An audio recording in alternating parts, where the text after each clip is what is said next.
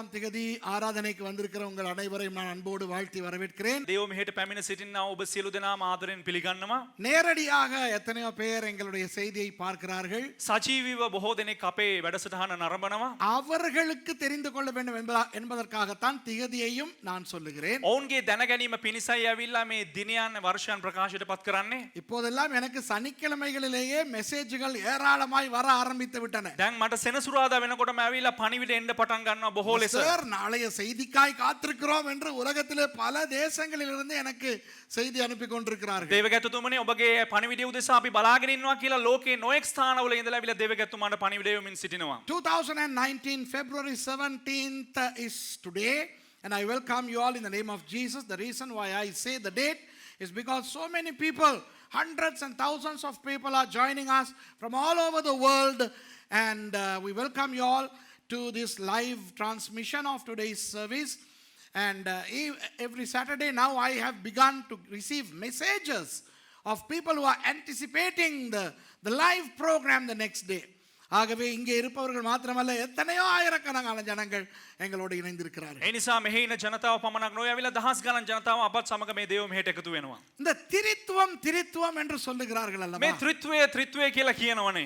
இந்த திரித்துவத்தை பற்றி நான் பல நேரங்களிலே நான் பேசி இருக்கிறேன். මේ ත්‍රිත්වය පිළිබඳව බොහෝ ලෙස දේවගැතුතුමා කතා කර තිබෙනවා. அதே நேரம் நான் சொல்லி இருக்கிறேன். ඒ වගේම මම කියලා තිබෙනවා. திரித்துவத்தை விளக்கப்படுத்த யாராலும் முடியாது என்று. ත්‍රිත්වය විග්‍රහ කිරීමට කිසිම කෙනෙකුට බෑ කියලා. திரித்துவத்தை புரிந்து கொள்ள முயற்சி செய்யவும் கூடாது. ත්‍රිත්වය ඇවිල්ලා තේරුම් ගැනීමටත් ඇවිල්ලා ඒකට උත්සුක වෙන්න හොඳ නැහැ. திரித்துவத்தை விளக்கப்படுத்தவும் ஊழியக்காரர்கள் முயற்சி பண்ணக்கூடாது. ත්‍රිත්වය විග්‍රහ කිරීමටත් ඇවිල්ලා දේව සේවකයන් ඇවිල්ලා උත්සුක වෙන්න හොඳ නැහැ. திரித்துவம் என்று ஒன்று இல்லை என்று வாதாடுபவர்களோடு நாம் போய் வாதாட கூடாது. ත්‍රිත්වය කියලා නැහැ කියන අයත් එක්ක විවාද කරන අයත් එක්ක අපි වාද කරන්න හොඳ නැහැ. ஆனால் நாம் திரித்துவத்தை நம்புகிறோம். නමුත් අපි ත්‍රිත්වය විශ්වාස කරනවා. ஆண்டவர் திரித்துவ தேவனாய் இருக்கிறார். දෙවියන් වහන්සේ ත්‍රිත්වයේ දෙවියන් වහන්සේ වශයෙන් සිටිනවා. I have spoken about Trinity, the doctrine of Trinity many times. Now I have said that one should never attempt to understand Trinity, and one should never try to explicate Trinity, and we should never argue with Unitarian people who argue against the doctrine of Trinity. But we believe in the Trinity, we believe in the triune God. நமக்கு தெரியும் අපිට දන්නවා பிதா குமாரன் பரிசுத்தாவி என்று மூன்று நபர்கள் இருக்கிறார்கள். පියාණන් වහන්සේ පුත්‍රයාණන් වහන්සේ ශුද්ධාත්මයන්න් වහන්සේ කියලා තුන් දෙනෙක් සිටිනවා පුද්ගලයන්. ஆனால் அந்த மூன்று நபர்கள் மூன்று தேவர்கள் அல்ல. නමුත් මේ පුද්ගලයන් තුන් දෙනා ඇවිල්ලා දෙවිවරුන් තුන් දෙනෙක් නොවේ. ஒரே தேவன். එකම දෙවියන් වහන්සේ. ஆனால் பிதா குமாரன் பரிசுத்தாவியானவர் என்பவர் மூன்று பேராய் இருந்தாலும் නමුත් පියාණන් වහන්සේ පුත්‍රයාණන් වහන්සේ ශුද්ධාත්මයන්න් වහන්සේ කියන තුන් දෙනා ඇවිල්ලා තිදෙනෙක් වශයෙන් සිටියත් அவர் ஒரே தேவனாய் இருக்கிறார். උන්වහන්සේ එකම දෙවියන් වහන්සේ වශයෙන් සිටිනවා. இதை நம்புபவன் உருப்படுவான். මේක විශ්වාස කරන අය හැදෙනවා. நம்பாதவன் நாசமாய் போவான். විශ්වාස කරන්නේ නැති එකා විනාශ වෙලා යනවා. We know that the Father, Son and the Holy Spirit are three different persons, but one personality, one God. We don't believe in three gods, and it is very hard to comprehend, understand and fathom with our finite brain. Those who believe the Trinity like us will be happy, will go to eternal life, and those who don't believe in the Trinity shall be doomed. ஆனால் இன்றைக்கு நான் உங்களுக்கு பேச போவது නමුත් අද දවසේදී ඔබලා මැද මම කතා කරන්න යන්නේ அந்த திரியேக தேவன், அந்த திரித்துவ தேவன் ඒ ත්‍රිත්වයේ දෙවියන් වහන්සේ நமக்குள் எப்படி செயல்படுகிறார், අප තුල කොයි ආකාරයෙන්ද ක්‍රියා කරන්නේ, நமக்காக எப்படி செயல்படுகிறார், අපි උදෙසා කොයි බඳු ආකාරයකටද ක්‍රියා කරන්නේ. இதனை பேதுருவின் கண்ணோட்டத்திலே இருந்து பார்க்க போகிறோம். මෙය පේතෘස්ගේ ඇවිල්ලා විපරමෙන් අපි බලන්න යනවා. Today we are going to ponder upon the activities of the Father, the Son and the Holy Spirit in relation to us through the visual eyes of Apostle Peter. இப்போ பிதா நம்மோடு எப்படி இடைப்படுகிறார்? දැන් පියාණන් වහන්සේ අපත් සමග කෙසේද සම්බන්ධ වෙන්නේ? இயேசு கிறிஸ்து குமாரன் எப்படி நம்மோடு இடைப்படுகிறார்? ක්‍රිස්තුස් වහන්සේ නැමැති පුත්‍රයාණෝ කෙසේද අපෙත් එක්ක සම්බන්ධ වෙන්නේ? பரிசுத்த ஆவியானவர் நம்மோடு எப்படி இடைப்படுகிறார்? ශුද්ධාත්මයන්න් වහන්සේ කෙසේද අපෙත් එක්ක ඇවිල්ලා පංගුකාර වෙන්නේ? இதை பல விதங்களில் வேதம் நமக்கு கற்றுக் கொடுக்கிறது. බොහෝ ලෙස දේව වචනය අපිට උගන්වනවා මේ පිළිබඳව. ஆகவே அது நிறைய இருக்கிறது. ඒ නිසා ඒ පිළිබඳව බොහෝ ලෙස තිබෙනවා. ஆனால் இன்றைக்கு නමුත් අද பேதுரு அதை குறித்து என்ன சொல்லுகிறார் என்று පේතෘස්තුමා ඒ පිළිබඳව කොමක්ද කියලා තිබෙන්නේ? ஒரே ஒரு வசனத்திலே இருந்து நான் உங்களுக்கு விளக்கப்படுத்த போகிறேன். එකම එක වචනයකින් පමණක් ඔබලාට එක විග්‍රහයක් ලබා දෙන්න යනවා. ஆகவே இந்த பிரசங்கம் புரிந்து கொள்வதற்கு கொஞ்சம் கஷ்டமாய்த்தான் இருக்கும். ඒ නිසා මේ දේශනාව ඇවිල්ලා ඔබලාට වටහා ගැනීමට පොඩ්ඩක් අමාරුව තිබේ. ஆனால் நீங்கள் இது ஒளிப்பதிவு செய்யப்படுகிறபடியினால் නමුත් ඔබලාට මේ ඇවිල්ලා පටිගත කරන නිසා நீங்கள் திரும்ப திரும்ப கேட்டு இதை படித்துக் கொள்ளுங்கள் என்று நான் உங்களிடத்திலே ඔබ கேட்டுக்கொள்கிறேன். නැවත නැවත අසල ඇවිල්ලා මේ පිළිබඳව ඉගෙන ගන්න කියලා මම ඔබලාගෙන් ඉල්ලා සිටිනවා. The act of the Father God towards us, and that of the Son towards us, and that of the Holy Spirit towards us can be taught in an immense scale, because the Bible talks about that vividly and explicitly. But today I'm going to narrow it down to investigate through one verse from the Apostle Peter and see how these three persons are working on us. Okay? திருப்பிக் கொள்ளுங்கள் பேதுரு எழுதின முதலாவது நிருபத்துக்கு. පෙරලා ගන්න පේතෘස්තුමා විසින් ලියනු ලැබුවා වූ පළවෙනි සාමාන්‍ය ලිපියට. முதலாவது அதிகாரம் முதலாவது வசனத்தை முதலாவது வாசிப்போம். පළවෙනි පරිච්ඡේදයේ පළවෙනි පදය ප්‍රථමයෙන් කියවමු. Let's read 1 Peter chapter 1 and verse 1. First of all, இயேசு கிறிஸ்துவின் அப்போஸ்தலனாகிய பேதுரு பொந்து, கலாத்தியா, கப்பத்தோக்கியா, ஆசியா, பித்தினியா தேசங்களிலே சிதறியிருக்கிறவர்களில் යේසුස් ක්‍රිස්තුස් වහන්සේගේ පේරිතයෙක් වූ පේතෘස් විසින් පොන්තුස් හිද, ගලාතියෙහිද, කපදෝකියෙහිද, ආසියාවෙහිද, බිතිනියෙහිද විසිර ගොස් විදේශීව සිටින්නා වූ Peter, an apostle of Jesus Christ, to the strangers scattered throughout Pontus, Galatia, Cappadocia, Asia, and Bithynia. இப்போ இரண்டாவது வசனத்திலே கடைசி பகுதியிலே வாசிக்கிறோம். දැන් දෙවනි පදය ඇවිල්ලා අවසාන කොටසේ කියවනවා.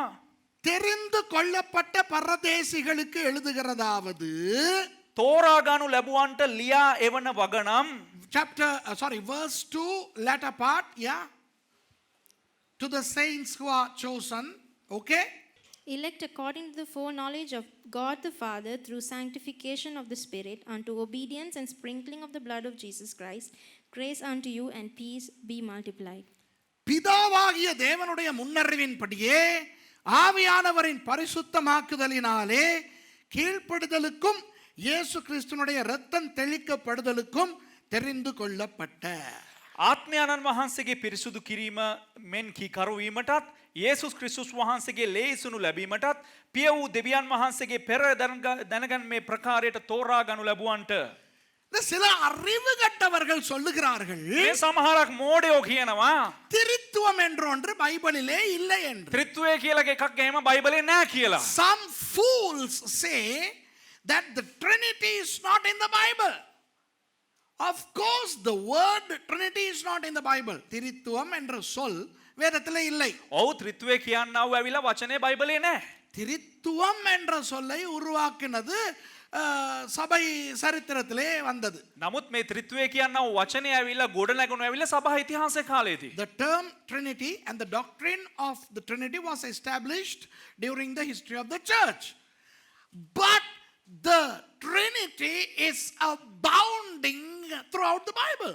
ஆனால் திரித்துவமானது வேதத்திலே ஏகப்பட்ட இடங்களிலே காட்டப்படுகிறது. නමුත් ත්‍රිත්වය කියන දේ පිළිබඳව ඇවිල්ලා බයිබලයේ ඇවිල්ලා බොහෝ ස්ථානවල සඳහන් වෙලා තිබෙනවා. பாருங்கள் எவ்வளவு அழகாக பேதுரு இந்த இடத்திலே இந்த மூன்று நபர்களை பற்றி சொல்லுகிறார். බලන්න පේතෘස් ඇවිල්ලා කෙතරම් ලස්සනට ඇවිල්ලා මේ තුන් දෙනා පිළිබඳව ඇවිල්ලා ලස්සනට මේ ස්ථානේ කතා කරනවද කියලා. How beautifully does Peter portray the Trinity in verse 2?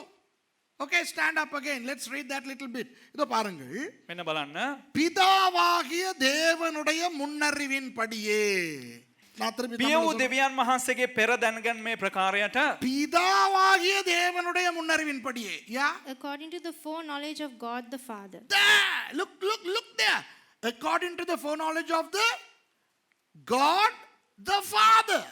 God the Father. பிதாவாகிய தேவன். පිය වූ දෙවියන් වහන්සේ எங்க எல்லாரும் சொல்லுங்க தமிழ்ல பிதாவாகிய தேவன். සෑම දෙනාම කියමු සිංහලෙන් පිය වූ දෙවියන් වහන්සේ பியவு தேவியான் வහන්සේ. Say that in English. Father God. Okay. ஆவியானவரின் பரிசுத்தமாக்குதலினாலே. ආත්මයාණන් වහන්සේගේ පිරිසුදු කරන්නා වූ Through sanctification of the Spirit. Look, sanctification of the Spirit, Holy Spirit. பரிசுத்த ஆவி இருக்கிறது. ஓகே, பரிசுத்த ஆவியானவர் இருக்கிறார். ශුද්ධාත්මයාණන් වහන්සේ සිටිනවා. இயேசு கிறிஸ்துனுடைய ரத்தம் தெளிக்கப்படுதலுக்கும். යේසුස් ක්‍රිස්තුස් වහන්සේගේ ලේ ඉසනු ලැබීමටත් Sprinkling of the blood of Jesus Christ. ஒரே வசனத்திலே பிதா பரிசுத்த ஆவியானவர் இயேசு இருக்கிறார்கள். එකම වචනය ඇවිල්ලා පියාණන් වහන්සේ පුත්‍රයාණන් වහන්සේ ශුද්ධාත්මයාණන් වහන්සේ ඉන්නවා. In one verse we find the Father God, the Holy Spirit and Jesus. I don't understand how the anti-Trinitarians can contend with the idea of Trinity. இந்த திரித்துவம் இல்லை என்று சொல்லுகிற அந்த பைத்தியக்காரர்கள் මේ ත්‍රිත්වය නෑ කියලා කියන්නා වූ පිස්සෝ இந்த வசனத்தை எப்படி புரிந்து கொண்டு தொலைப்பார்களோ எனக்கு தெரியாது. මේ වචනේ කොහොම තේරුම් ගන්නවා කියලා තමයි මට දන්නේ නෑ. சரி, அவர்களை விடுவோம். සරි අපි ඔවුන් අතාරිමු. அவர்களை பற்றி பேசினால் கோபம் வரும் அப்பா. ඔවුන් ගැන කතා කරා නම් ඇවිල්ලා අපිට තරහ එනවා. You know, if I talk about the Unitarians, Unitarians are anti-Trinitarians, I get mad. I get damn wild. மலை பணினவா விளங்குதா? அப்படி பைத்தியம் பிடிக்கும், கழுத்தை நெரிச்சு கொல்லணும் மாதிரி ඒ இருக்கும். කියන්නේ මේ බැනලා ඇවිල්ලා බෙල්ල මිරිකලා මරන්න හිතනවා ඇවිල්ලා. லைவ்ல எல்லாம் போகுது. அப்ப என்னத்துக்குடா கொலகார பாவின்னு நினைச்சிருவாங்க. வேண்டாம். මේ සජීවී වෙනවා හිතයි ඇවිල්ලා මේ මිනි මරණ පව්කාරයෙක් කියලා. ஓகே, இப்போ அன்பானவர்களே, දැන් ප්‍රේමවන්තේනි நான் உங்களுக்கு சொல்லிக் கொடுக்க போகிறேன். මම ඔයාලට කියලා දෙන්න යන්නේ பேதுரு என்னத்தை கற்றுக் கொடுக்கிறார் என்று. පේතෘස් මොනවද මෙතන උගන්වන්නේ කියලා. அப்ப பேதுரு சொன்னபோது பேதுரு எதை மனதில் வைத்துக் கொண்டு சொல்லுகிறார்? දැන් පේතෘස් ඇවිල්ලා මේ දේ ප්‍රකාශ කරනකොට මොන දෙයක්ද හිතේ තබාගෙන කතා කරන්නේ. அதை பெற்றுக்கொள்ளுகின்றவர்கள் அவர்களுக்கு புரிவது என்ன? ඒ ලබා ගන්නා අය ඔවුන්ට වැටහෙන්නේ කුමක්ද? When the apostle Peter wrote this, what did he really mean? And the recipients, what did they really comprehend, understand? That's what we are going to analyze today. இப்ப முதலாவது நாம் தெரிந்து கொள்ள வேண்டும். ප්‍රථමයෙන් අපි දැනගන්න අවශ්‍යයි. இப்போ பேதுரு பேசும் பொழுது දැන් පේතෘස් කතා කරනකොට மீன் பிடிக்காரனாக பேசவில்லை. ඒ කියන්නේ මාළු දීවරයෙක් වශයෙන් නැත්නම් මාළුකාරයෙක් වගේ කතා කරේ නැහැ. Peter is not talking as a fisherman now. Okay? அவர் மீன் பிடிக்காரனாக இருந்த பொழுது அவர் பேசின நிறைய விஷயங்கள் சுதப்பிக் கொண்டார். මාළුකාරයෙක් වෙලා ඉඳලා කතා කරන අවස්ථාවේදී වචනේ හැම දෙයක්ම අනාගතව පුද්ගලයෙක්. You know, when Peter spoke as a fisherman, there were times he messed things up. Now here he is not a fisherman. இங்கே அவர் மீனவர் அல்ல. දැන් මේ ඔහු දීවරයෙක් නොවේ. இயேசுவின் சீஷனாக மட்டும் இங்கு அவர் பேசவும் இல்லை. යේසුස් වහන්සේගේ ගෝලයෙක් හැටියට ඔහු මෙතන කතා කරන්නේත් නැහැ. சீஷனாக பேசும் பொழுது சில நேரம் இயேசு அவரை பார்த்து அப்பாலே போ சாத்தானே என்று கூட திட்டி இருக்கிறார். මේ ගෝලයෙක් වගේ කතා කරනකොට අහකට ඵලයන් යකා කියලා ඇවිල්ලා යේසුස් වහන්සේ බැනලා තියෙනවා. Peter is not talking as just a disciple of Jesus, because when Peter was a disciple of Jesus, at one point Jesus even said, "Get thee behind me, Satan." இங்கே அவர் தன்னை அறிமுகப்படுத்துகிறார். නමුත් මෙතන ඔහු තමාව හඳුන්වා දෙනවා. இப்போ நான் மீனவனாய் பேசவில்லை. දැන් මම ඇවිල්ලා දීවරයෙක් වගේ කතා කරන්නේ. இப்போ நான் சீஷனாய் பேசவில்லை. දැන් මම ගෝලෙක් වගේ කතා කරන්නේ. அப்போஸ்தலனாகிய இயேசு கிறிஸ்துவின் அப்போஸ்தலனாகிய பேதுரு பேசுகிறேன். ක්‍රිස්තුස් වහන්සේගේ අපෝස්තල වූ ඇවිල්ලා පේතෘස් තමයි කතා කරන්න So කියලා. Peter is implying here, it's not Peter the fisherman. It's not Peter the disciple, but Peter the apostle of Jesus Christ is talking. அப்படியானால் இப்போ அவர் யார்? එහෙමනම් ඔහු කවුද දැන්? ஒரு பலத்த தேவ மனுஷன். එක බලවන්ත වූ දෙවියන් වහන්සේගේ මිනිසෙක්. இந்த பேதுரு புத்தகத்திலே அவர் பயன்படுத்தி இருக்கிற கிரேக்க மொழியை நீங்கள் பார்க்க வேண்டுமே. මේ පේතෘස් පොතේ ඇවිල්ලා ඔහු භාවිතා කර තිබෙනා වූ ග්‍රීක වචන බැලුවා නම් இப்போ இந்த பிரசங்கத்தை சில வேத வல்லுனர்களும் கேட்டுக்கொண்டிருக்கிறார்கள். මේ දේශනාව වෙල සමහරක් දේවධර්මාචාර්යවරුත් අහගෙන ඉන්නවා. கிரேக்க மொழி படித்தவர்கள் கேட்டுக்கொண்டிருக்கிறார்கள். ග්‍රීක් භාෂාව ඉගෙනගෙන ඉන්න අය අහගෙන ඉන්නවා. அவர்களுக்கு சொல்லுகிறேன், ඔවුන්ට කියන්නම් நீங்கள் டெக்ஸ்டஸ் ரிசெப்டஸிலே இந்த பேதுருவின் 2 நிருபங்களையும் பார்த்தால் ටෙක්ස්ටස් රිසෙප්ටර් වල ඇවිල්ලා මේ පේතෘස් කියවිලා මේ ලිපි දෙක බැලුවා නම් அதிலே அவர் பயன்படுத்தி இருக்கிற கிரேக்க மொழி மிக மிகுந்த உயர்தர கிரேக்க மொழியா இருக்கிறது. ඔහු භාවිතා කර තිබෙනා වූ ග්‍රීක භාෂාව මෙම ස්ථානයේ ඇවිල්ලා ඉතා උසස් ග්‍රීක භාෂාව වෙනවා. Some of my viewers are Bible scholars. Some of them know Greek. So for them I am telling, if you read the gospel, the epistles of Peter in the Textus Receptus Greek, you'll see that Peter was using a very high, profound Greek.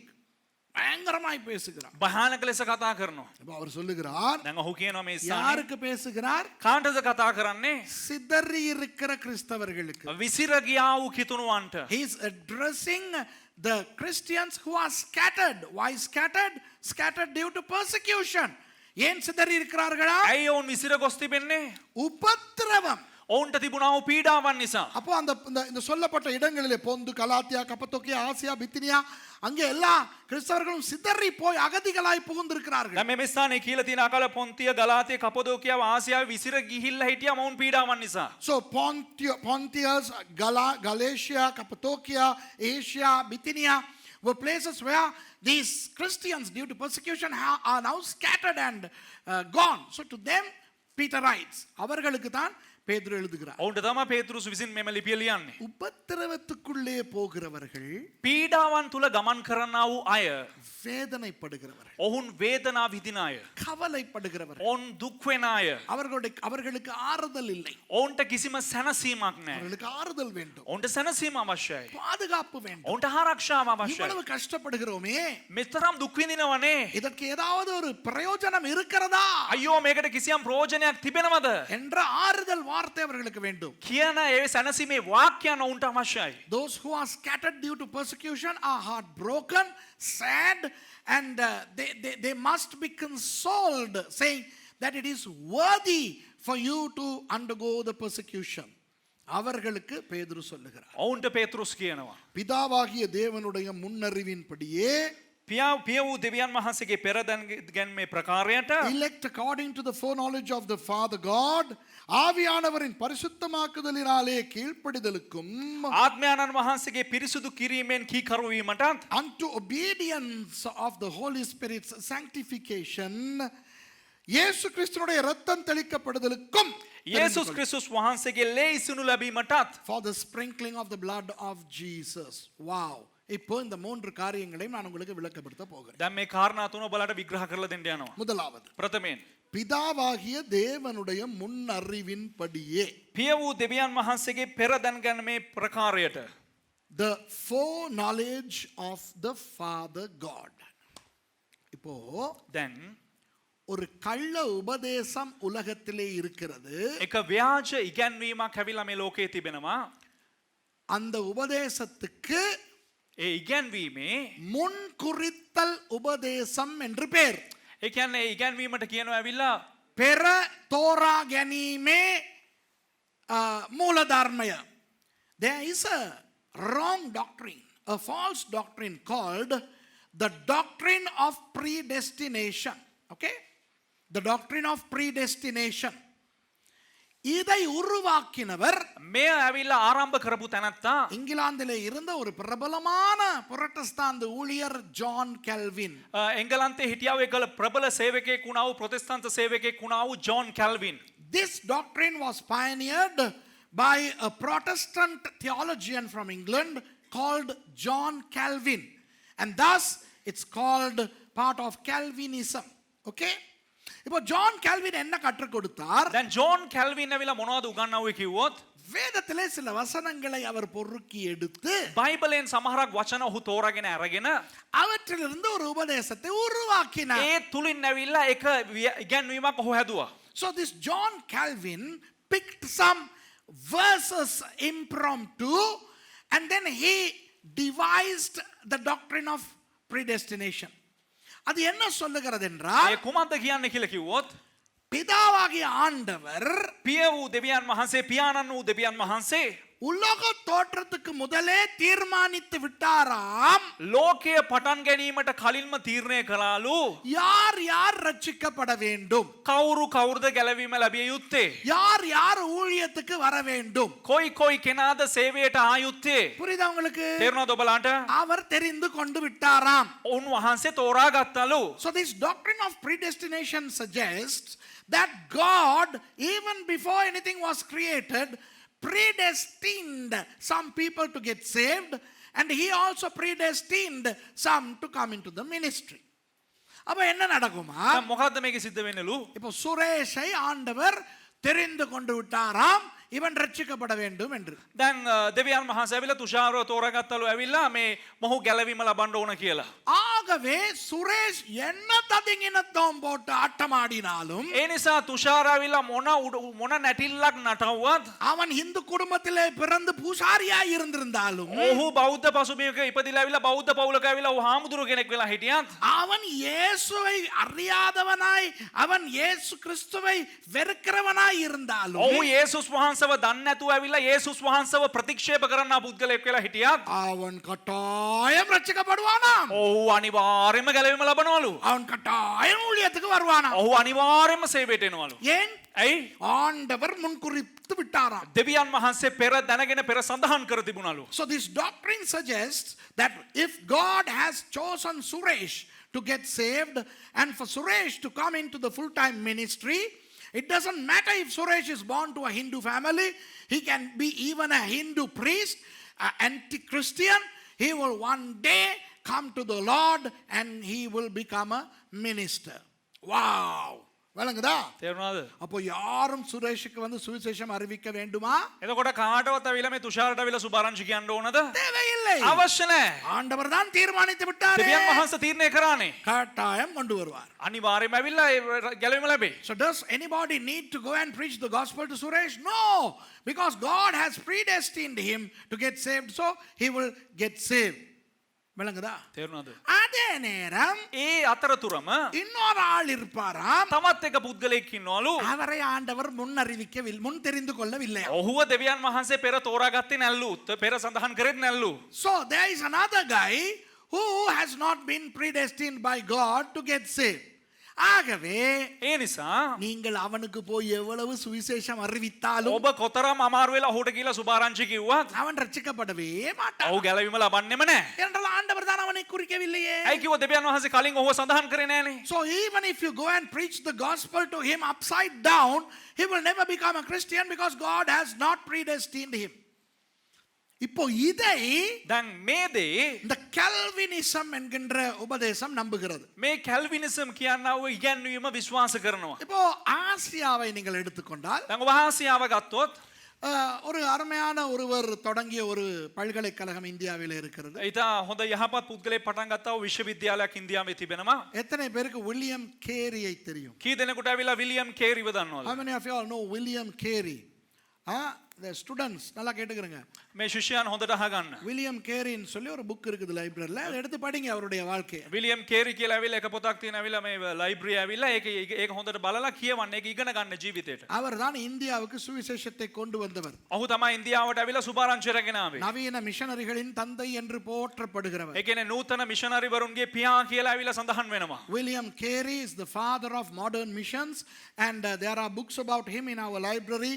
And William Carey brought the gospel to India. He also visited Sri Lanka. இலங்கைக்கும் வந்து விட்டு ඔහු போயிருக்கிறார் ලංකාවටත් පැමිණ ගියා 18ஆம் நூற்றாண்டிலே. ඒ 18 වන ශතවර්ෂයේ அவர் தொடங்கிய ஒரு கல்லூரி இன்றைக்கு செரம்பூர் சர்வகலாசாலையாக கல்கத்தாவிலே இருக்கிறது.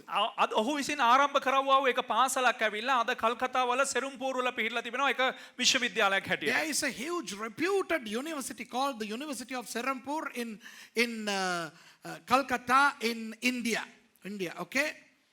இப்போ அந்த செரம்பூர் யூனிவர்சிட்டி நம்புகிறது கல்வினிசத்தை. එතකොට මේ සෙරම්පූර් විශ්වවිද්‍යාලය ඇවිල්ලා විශ්වාස කරනවා මේ කැල්විනිසම් කියන්නා වූ ඉගැන්වීම. ஆகவே அவர்கள் யாரையெல்லாம் அவர்கள் அங்கீகரிக்கிறார்களோ ඒ නිසා ඔවුන්ව ඔහු ඔය විශ්වවිද්‍යාලයක කෙබඳු අයද ඇවිල්ලා පිළිගනු ලබන්නේ. அவர்கள் எல்லாரும் கல்வினிசத்தை நம்ப வேண்டும். ඒ පිළිගනු ලබන්නා වූ සියලු දෙනාම ඔවුන් ඉදිරිපත් කරන්නා වූ කැල්විනිසම් කියන්නා වූ ඉගැන්වීම විශ්වාස කරන්න ඕන. And the University of Serampore subscribes to Calvinism, and whoever comes under the umbrella of the Serampore University should accommodate and take on board the doctrine of Calvinism. அந்த வகையில் இலங்கையிலே ඒ නිසා ඒ වගේම මේ ලංකාවෙත් இந்த பிலிமத்தலாவிலே ஒரு பெரிய இறையியல் கல்லூரி இருக்கிறது. පිළිමතලාවේ ඇවිල්ලා ලොකු විශාල දේවධර්ම ශාස්ත්‍රාලයක් තිබෙනවා. அவர்கள் செரம்போர் சர்வகலாசாலைக்கு கீழே இயங்குகிறபடியினால் ඔවුන් ඇවිල්ලා මේ සෙරම්පූර් වල තිබෙනා විශ්වවිද්‍යාලය යටතේ සිටින නිසා அவர்களும் இன்றைக்கு கால்வினிஸ்டாகத்தான் இருக்கிறார்கள். ඔවුනුත් ඇවිල්ලා කැල්විනිසම් විශ්වාස කරන අය වශයෙන් තමයි සිටින්නේ. There is a huge theological college in Pilimatalava called the Pilimatalava Theological College,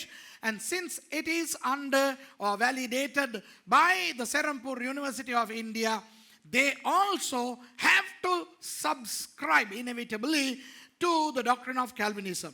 ஆகவே එම නිසා மெத்தடிஸ்ட், ஆங்கிலிக்கன், பேப்டிஸ்ட் போன்ற அநேக சபைகள் அவர்களுடைய மாணவர்களை அங்குதான் அனுப்புகிறார்கள். ඒ කියන්නේ මෙතඩිස්, බැප්ටිස්, ඇන්ග්ලිකන් කියනවා මේ සභාවල් වල ඉන්නව ශිෂ්‍යයන් ඇවිල්ලා ඉගෙන ගැනීම සඳහා මෙන්න මේ දේවධර්ම ශාස්ත්‍රාලයට තමයි ලබන ஆகவே ලබන්නේ. அவர்கள் எல்லாரும் இந்த டாக்டரின் ஆஃப் predestination-ஐ, இந்த முன் தெரிந்து கொள்ளுகின்ற உபதேசத்தை நம்பித்தான் ஆக வேண்டும். එතකොට මෙහෙට ඉගෙන ගන්න යනවා වූ සෑම ශිෂ්‍යයෙක්ම මේ පෙර දැනගැනීමේ ඇවිල්ලා මේ දේවධර්මය නැත්තම් කැල්විනිසම් ඇවිල්ලා අනිවාර්යයෙන්ම විශ්වාස කළ So යුතුයි. Anglicans, Methodists, Baptists of Sri Lanka will send their students to the Pilimatalava Theological College, and therefore they have to believe in the doctrine of predestination. இப்போ ஒன்றை சொல்லுகிறேன் கேட்டுக்கொள்ளுங்கள். දැන් එක දෙයක් කියන හොඳට අහගන්න. இது ஒரு கள்ள உபதேசம் அல்ல. දැන් මේක ඇවිල්ලා එක ව්‍යාජ වූ එක ඉගැන්වීමක් නොවේ. You know, we must understand that the doctrine of predestination is not a cultic doctrine, or it's not a heresy. Do you understand? It's not a heresy. அது கள்ள உபதேசம் அல்ல. එක ව්‍යාජ ඉගැන්වීමක් නොවේ.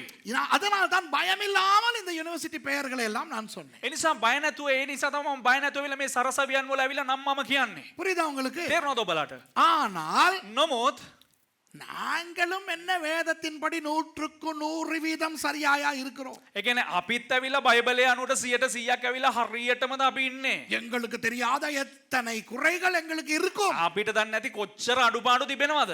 Are we perfect in our doctrines? There may be a lot of doctrinal maladies in our lives too.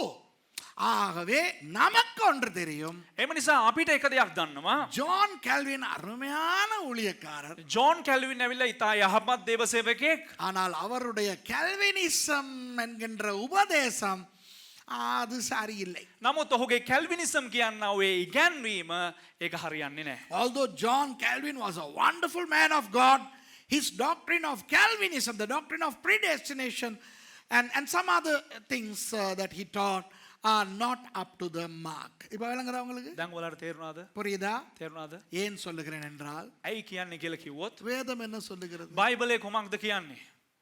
தேவன் பட்சபாதம் இல்லாதவர். දෙවියන් වහන්සේ ඇවිල්ලා මේ තරාතිරම් නොබලන දෙවියන් වහන්සේ. அபக்ஷபாதி. தேவன் வහන්සේ அபக்ஷபாதி. Okay, God does not, he is not a respecter of persons. Okay? God is impartial. அப்படி இருக்கும் பொழுது එහෙම ඉන්නකොට சுரேஷை ரட்சிக்கப்பட வேண்டும், இவன் ஊழியத்துக்கு வர வேண்டும் என்று ஆரம்பத்திலேயே தெரிந்து கொண்டு තුෂාර ගැලවීම ලබන්න ඕන, තුෂාර සේවයට එන්න ඕන කියලා කලින්ම තෝරාගෙන இன்னொருவன் அவன் ரட்சிக்கப்படக்கூடாது, அவன் ஊழியத்துக்கு வரக்கூடாது என்று ஆண்டவர் தீர்மானிப்பாரா? තව එක්කෙනෙක් බලවිලා මොහු ගැලවීම ලබන්න හොඳ නැහැ, මොහු සේවය කරන්න හොඳ නැහැ කියලා දෙවියන් වහන්සේ තීරණය කරයිද? Will God choose Suresh to get saved and come to the ministry and not elect the other guy to get saved or to come to the ministry? Would God do such an impartial thing? ஆண்டவர் இப்படிப்பட்ட ஒரு பாரபட்சமான வேலையை செய்வாரா? දෙවියන් වහන්සේ මෙවන් වූ අපක්ෂපාතිත දෙයක් ඇවිල්ලා කරයිද? பக்ஷபாதி දෙයක් කරයිද? හරිද? விளங்குதா உங்களுக்கு? තේරුණාද ඔබලාට? செய்வாரா?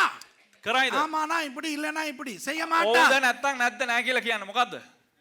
இப்போ இந்துவில இருக்கும் பொழுது දැන් හින්දු කෙනෙක් වශයෙන් මම ඉන්නකොට எங்களுக்கு தெரியும் விதி என்று ஒன்று இருக்கிறது அவர்களுடைய உபதேசம். ඒ කියන්නේ ඔවුන්ගේ ඉගැන්වීම වල දෛවය කියලා දෙයක් තිබෙනවා. You know, there is a doctrine of faith in Hinduism. We were Hindus.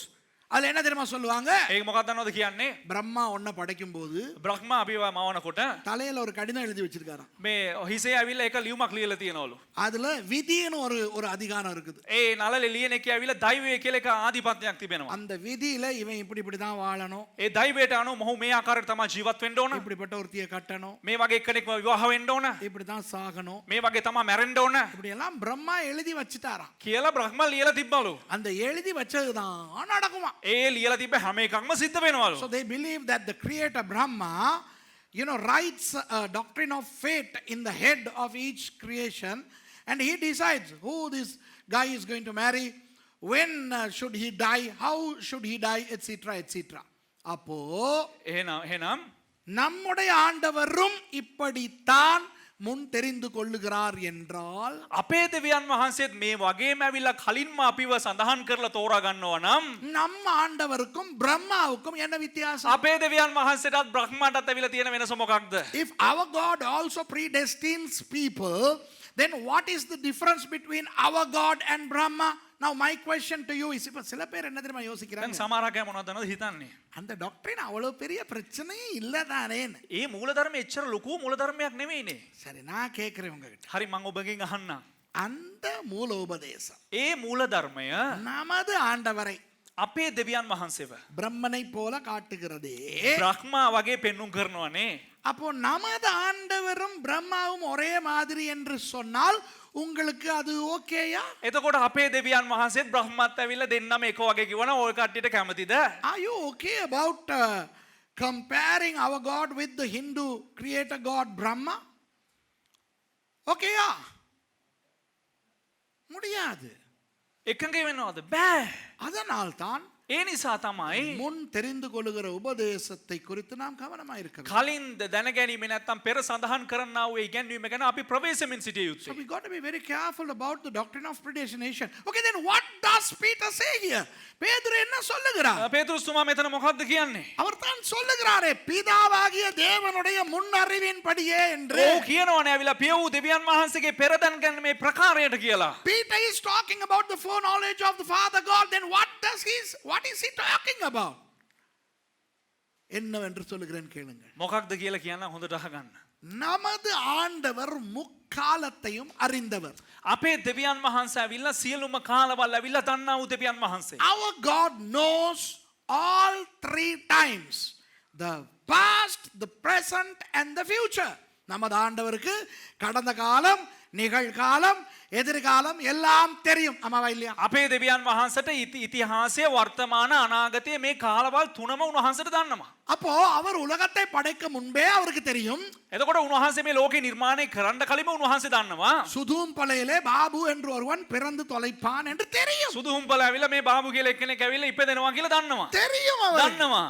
அவன் 11 வயது வரை ஒரு இந்துவாய் வாழ்வான் என்று அவருக்கு தெரியும். ඔව් අවුරුදු 11 වෙනා වෙලා හින්දු පුද්ගලයෙක් වශයෙන් ජීවත් වෙනවා කියලා දන්නවා. அப்புறம் அவன் ரட்சிக்கப்படுவான் என்று தெரியும். ඊට පස්සේ ඔහු ගැලවීම ලබනවා කියලා දන්නවා. அப்புறம் அவன் 83 பின்வாங்குவான் என்று தெரியும். ඊට පස්සේ 89 ඔහු පසුබට වෙනවා කියලා දන්නවා. 86 ஊழியத்துக்கு வருவான் என்றும் தெரியும். 86 ඔහු සේවයට එනවා කියලා දන්නවා. ஆண்டவருக்கு இதெல்லாம் தெரியும். දෙවියන් වහන්සේට මේ සියලු දෙයක්ම දන්නවා. So God knows that, you know, in the future, in such and such date, this guy would be born in this place and he would become a Christian, then he would come to the ministry. விளங்குதா உங்களுக்கு? තේරෙනවද ඔබලාට? அவருக்கு தெரிந்தபடியினால், උන්වහන්සේට දන්න නිසා hello நல்லா கேட்டுக்கிறீங்க, හොඳට අහගන්න. தெரிந்தபடியினால் උන්වහන්සේට දන්න නිසා அதை குறித்து வைத்துக் கொள்வார். ඒ පිළිබඳව සඳහන් කරගන්නවා. Because he knows ahead of time, he jotters it down. Hello விளங்குதா? තේරෙනවද ඔබලාට? வித்தியாசம் விளங்குதா? මේ වෙනස තේරෙනවද?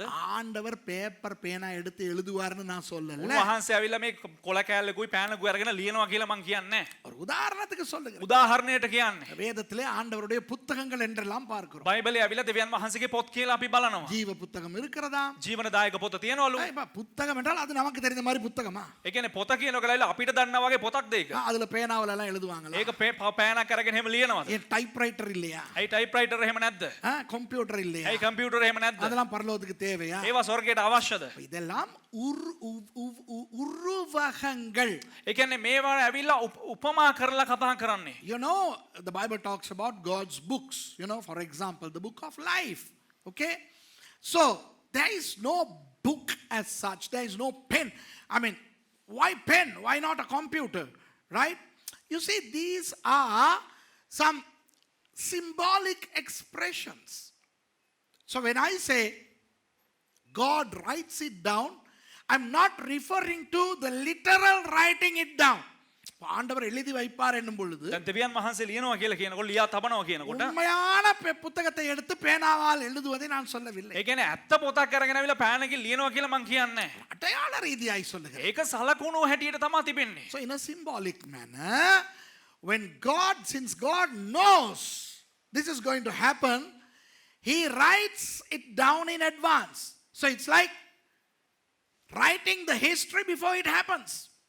அதாவது இது நடக்க போகிறது என்று தெரிந்து එනම් මේ සිද්ධ වෙන්න යනවා කියලා දැනගෙන அதை குறித்து வைத்துக் கொள்வார். ඒ පිළිබඳව විල සඳහන් කරගන්න. அதாவது நடந்து முடிந்த சரித்திரத்தை எழுதுவது மாதிரி ඒ කියන්නේ සිදුවෙලා හමාර වුණු ඉතිහාසය ලියන්නා හාසේම நடக்க போகிறதும் ஆண்டவரை பொறுத்தவரை சரித்திரம் தான்.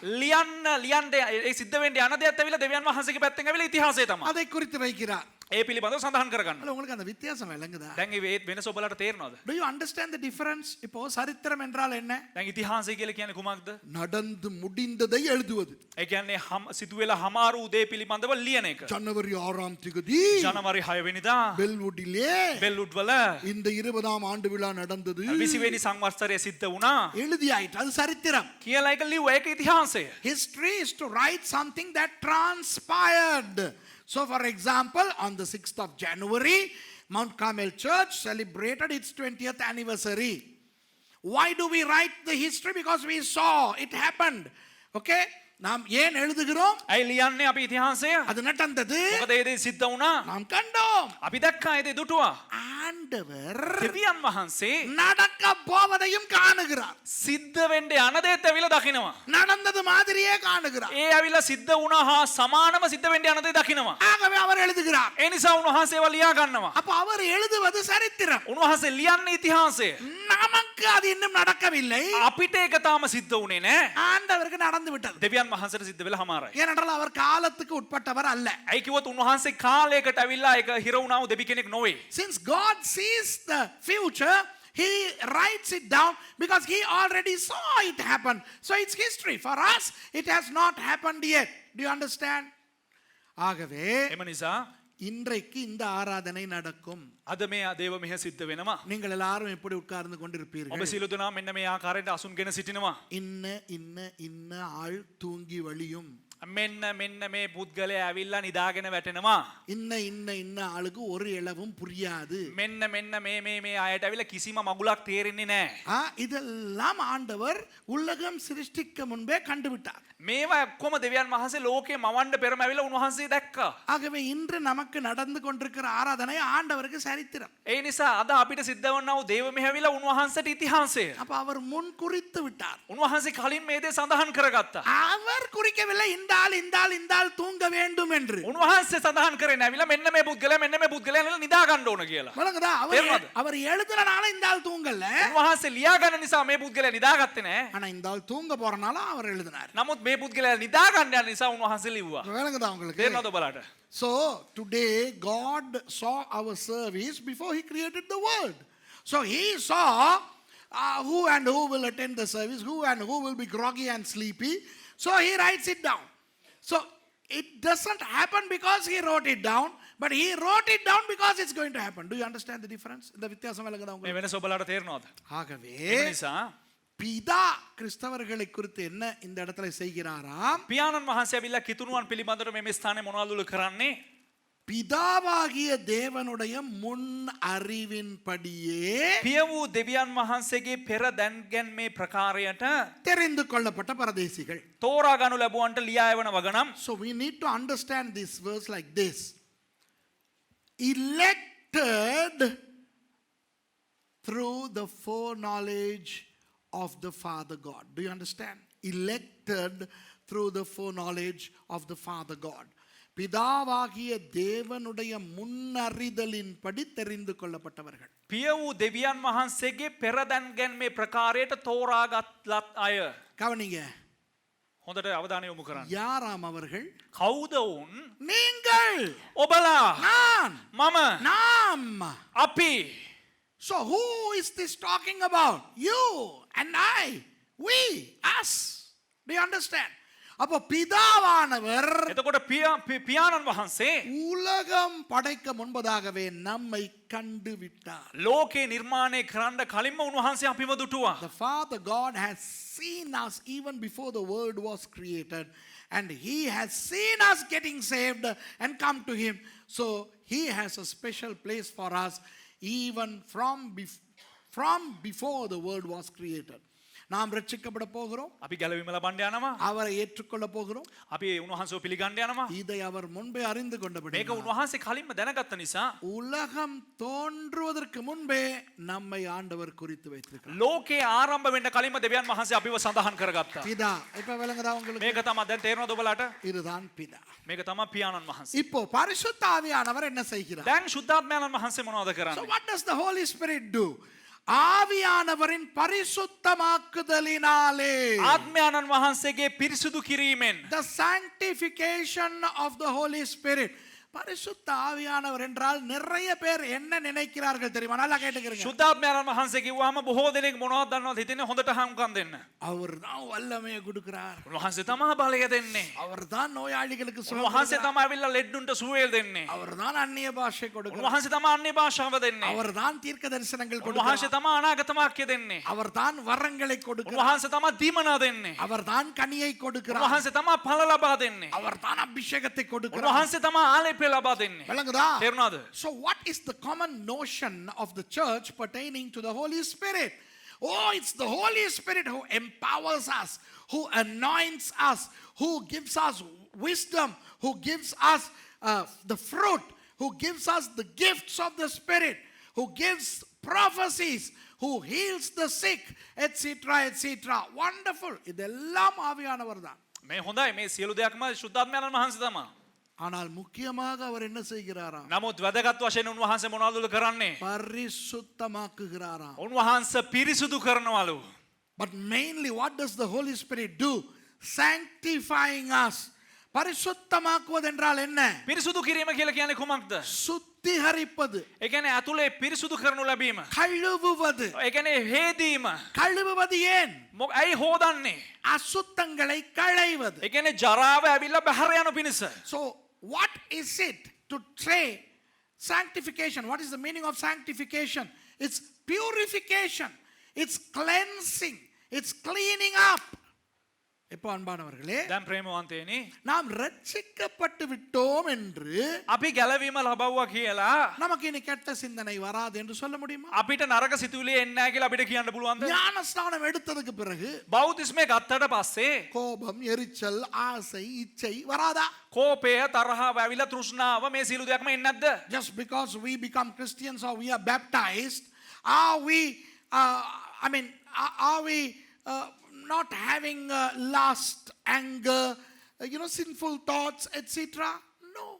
நாம் இந்த உலகத்திலே வாழுகிறோம். අපි ලෝකේ ජීවත් වෙන්නේ. ஆகவே நமக்கு தவறுகள் நடக்கும். ඒ නිසා අපිට අතපසුවීම් සිද්ධ වෙනවා. பாவங்கள் வரும். පාපයන් පැමිණෙනවා. பரிசுத்த ஆவியானவர் என்ன செய்கிறார்? ශුද්ධාත්මයන් වහන්සේ කුමක්ද කරන්නේ? நம்மை அன்றாடகம் பரிசுத்தம் பண்ணுகிறார். එදිනදා ජීවිතයේදී අපි ඇවිල්ලා පවිත්‍ර කරනු ලබනවා. So we are prone to yield to temptations, to sins, and to dirty things. And the Holy Spirit cleanses us progressively. இந்த உலகத்திலே நாம் வாழ்ந்து முடியும் வரை මේ ලෝකේ අපි ජීවත් වෙලා හමාර වන තෙක් பரிசுத்த ஆவியானவர் நம்மை கழுவிக் கொண்டே இருப்பார். ශුද්ධාත්මයන් වහන්සේ අපිව පවිත්‍ර කරගෙනම සිටිනවා. Until the last day of ourselves on earth, the Holy Spirit will continue to cleanse us. அப்போ நாம் என்ன செய்ய வேண்டும்? එසේනම් අපි කොහොමද කළ යුත්තේ? ஆவியானவருக்கு இடம் கொடுக்க வேண்டும் நம்மை கழுவுவதற்கு. ශුද්ධාත්මයන් වහන්සේට අපි ඉඩ දිය යුතුයි ඇවිල්ලා අපිව පවිත්‍ර කරනු පිණිස. வசனம் மூலமாய் கழுவுவார். වචනය තුලින් අපිව පවිත්‍ර කරනවා. உணர்த்துதல் மூலமாய், கண்டித்து உணர்த்துதல் மூலமாய் நம்மை சுத்திகரிப்பார். අවවාද වලින් හැඟීම් අපිට දිලේ හැඟීම් වලින් අපිව පවිත්‍ර කරනවා. God cleanses us through the word of God, and the Holy Spirit convicts us, and then he cleanses us இதெல்லாம் வசனங்கள் இருக்கின்றன, நாம் நேரம் இல்லாதபடினால் சொல்லவில்லை. මේ පිළිබඳව ඕනතරම් බයිබල් පද තියෙනවා වෙලා නැති නිසා මම කියන්නේ. There are umpteen verses to substantiate what I say, but due to time constraints, I am not divulging them. Okay? So what I'm saying is that we got to allow the Holy Spirit to cleanse us every day. ஒவ்வொரு நாளும் நம்மை பரிசுத்தப்படுத்த பரிசுத்த ஆவியானவருக்கு இடம் கொடுக்க வேண்டும். දිනපතාම අපිව පවිත්‍ර කිරීමට සුද්ධාත්මයන්න් වහන්සේට අපි ඉඩ දිය යුතුයි. நமக்கு என்ன நடக்கிறது தெரியுமா? අපිට කුමක්ද සිද්ධ වෙන්නේ දන්නවද? தவறுகள் செய்யும் பொழுது අපි වැරදි කරනකොට சோர்வு வருகிறது. අපිට ඇවිල්ලා මේ කම්මැලිකමක් එනවා අමුතු විදිහට. When we yield into some problem, sin, then we become dull. ஐயோ, අනේ அருமையா சர்ச்ல உட்கார்ந்திருந்தேன், හොඳට චර්ච් එකේ ඉඳගෙන හිටියා. நல்லா ஆராதனை பண்ணேன், හොඳ දේව මෙහෙය. மனம் திரும்பினேன், පසුතැවුණා. நல்ல ஒரு வார்த்தையை கேட்டேன், හොඳ වචනයක් ඇහුවා. 3 மணி வரைக்கும் ஃபயரா இருந்தேன். 3 වෙනකල් ඇවිල්ලා ෆයර් එකේ ගින්දර වගේ තිබ්බා. அந்த அந்த அந்த அந்த சனியம் பிடிச்சதுட்ட மூஞ்ச பார்த்தேன். අර හෙන හුරා වැහිලා ඉන්න එකව දැක්කා. அதோட என் பரிசுத்தம் எல்லாம் இல்லாம போச்சு. ඒත් එක්කම මගේ සුද්ධකම නැති වෙලා ගියා. 5 மணி ஆகுது, 5 වෙනවනේ. நான் 12 மணிக்கு இருந்த பரிசுத்தம் இல்லாம போயிருச்சு. අයියෝ 12ට තිබ්බ සුද්ධකම නැති වෙලා ගියානේ. இப்படியே சோர்ந்து போய் விடுகிறோம். මෙහෙම අලස වෙනවා. எத்தனை பேருக்கு இது நடக்குது? கையை தூக்கி காட்டுங்க. කී දෙනෙකුට මේ දේ සිද්ධ වෙනවද? අත උස්සලා පෙන්නන්න. எந்த தெய்வம்? எல்லாருக்கும் நடக்குதா? මගේ දෙයනේ ඔක්කොම මේක සිද්ධ වෙනවද? நான் நினைச்சேன் எனக்கு மட்டும் தான் நடக்குது. මම හිතුවා මට විතරයි සිද්ධ වෙන්නේ කියලා. Here is a practical thing that happens in people's lives. We come to church, we repent, we worship, we listen to the word, and we are all exuberated. Wow. But then in the evening, something happens, and then we become deflated, disheartened, and then we lose our apparent holiness, and then we are dull. நைட்டுக்கு ஜெபிக்க கூட மனம் வராது. මේ රාත්‍රියට යාඥා කරන සිතුවිල්ල එන්නේත් නැහැ. சர்ச்ல இருக்கும்போது என்ன தீர்மானம் எடுத்தோம் தெரியுமா? සභාවේ ඉන්නකොට මොන තීරණයක් දන්නවද ගන්නෙ? மாவண்ண இன்னையில இருந்து පුතේ හද්ද ඉඳලා நல்ல பைபிளை வாசிச்சு හොඳට බයිබලේ කියවලා இன்னைக்கு ராத்திரி சூப்பரா நான் ஜெபம் අද பண்ணேன். රාට මම නියමට යාඥා කරන්න You know, යනවා. in church we sometimes decide, because of the exuberance that we enjoyed, okay, from today I'm going to read the word, I'm going to pray with full fire. அன்னைக்கு ராத்திரி ஜெபிக்கிறதே இல்ல. එදා රෑ යාඥා කරන්නෙම නැහැ. அப்புறம் எங்க அக்கினியில ஜெபிக்கிறோம். ඊට පස්සේ මොනවද මේ ගින්දර යාඥා කරන්නේ? ஏன்னா அதுதான் 3 மணிக்கே மூடு போயிருச்சு. ඒ කියන්නේ 3ටම ඇවිල්ලා මූඩ් එක ගියානේ. நம்ம சர்ச்ல உள்ள நிறைய பேருக்கு மூடு போற 2-3 இடம் இருக்குது. අපේ සභාවේ ඇවිල්ලා ඒ අයට ඇවිල්ලා මූඩ් එක යන ස්ථාන දෙකක් තුනක් තියෙනවා. மவுண்ட் கார்மெல் சர்ச் ஜனங்களுடைய மூட அழிக்கிற பிசாசு எங்க உட்கார்ந்திருக்கான்னு சொல்றேன். කර්මෙල් පර්වත සභාවේ ඇදහිලිවන්තයන්ගේ මූඩ් එක නැති කරන්න වූ යක්කු කොයි තැන්වල දන්නවද ඉන්නේ? Let me tell you some of the places where our Mount Carmel believers lose their mood, you know, lose their spiritual fervor. ஒன்னு டைனிங் ரூம், එකක් මේ භෝජනාගාරේ. அடுத்தது டைனிங் ரூமுக்கும் பஸ்ஸுக்கும் இடப்பட்ட தூரம். අනිත් එක භෝජනාගාරේ ඉඳලා බහලා ආවිල්ලා බස් එකට යන්න වූ ඒ අතරතුර දුර. அடுத்தது எங்க வீட்டு முன் ரூம். ඊට පස්සේ අපේ ගෙදර දේවගතිවරයාගේ ගෙදර ඉස්සරහා තිබෙනා වූ සාලේ. ஆக பெரிய பிசாசு உட்கார்ந்து இருக்கிற இடம் தான் பஸ். ලොකුම යකා ඉඳගෙන ඉන්නේ ඇවිල්ලා බස් එක ඇතුලේ. ஆமாவா இல்லையா? හවුද නැද්ද? அந்த பஸ்ல ஏறிட்டா ඒ බස් එක ඇතුළට නැග්ගනම් அநேகமா நீங்க இறங்க வேண்டிய இடம் வரும்போது ඒ කියන්නේ බොහෝ විට ඔබ බහින්න ඕන ස්ථානේ එන විට உங்க ஆவி ஆத்மா சர்றலாம் இடம் மாறி ඔබේ ආත්මේ ශරීරයේ ප්‍රාණය ඔක්කොම ඉඩම පැත්ත මාරු වෙලා சர்ச்ல வச்சு ஏத்திக்கிட்ட பரிசுத்தம் எல்லாம் இறங்கி போயிருக்கும். චර්ච් එකෙන් ඔක්කොම නගවා ගත්තා වූ එහෙම සුද්ධකම ඔක්කොම බැහැලා ගිහිල්ලා ஆமாவா இல்லையா? ඔව්ද නැද්ද? ஆமா. உலக எப்படி வேகமா தலை ඒක ஆட்டுப்படுது. කොහොමද කොච්චර වේගෙන් එකට ප්‍රතිචාර දක්වනද ඔව් කියලා. So you know, these people, you know, who have been sanctified and who are empowered with the Holy Spirit lose their sanctity in the dining room, in the bus. அதற்கு தான் பரிசுத்த ஆவியானவர் வேண்டும். ඒ නිසා තමයි ශුද්ධාත්මයන් වහන්සේ අවශ්‍ය. இப்படி நடப்பதை நிறுத்த முடியாது தெரியுமா? මේක සිද්ධ වෙනක අපිට කවදාකවත් නතර කරන්න බෑ. We cannot prevent these things from happening, But we need the Holy Spirit. என்ன பரிசுத்த ஆவியானவர் செய்கிறார் தெரியுமா? ශුද්ධාත්මයන් වහන්සේ කුමක් දන්නවද කරන්නේ? ஒரு வாரத்துக்கு ஒரு தடவை அல்ல. එක සතියකට එක වතාවක් පමණක් නොවේ. ஒரு நாளைக்கு ஒரு தடவை அல்ல.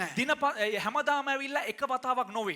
எந்த நேரமும் සෑම වෙලාවකම ஆயத்தமாய் இருக்கிறார் සූදානමින් සිටිනවා நம்மை பரிசுத்தப்படுத்த. අපිව පිරිසුදු කරන්න. You know, the Holy Spirit is ready to sanctify us not once a week, not once a day, but all the time.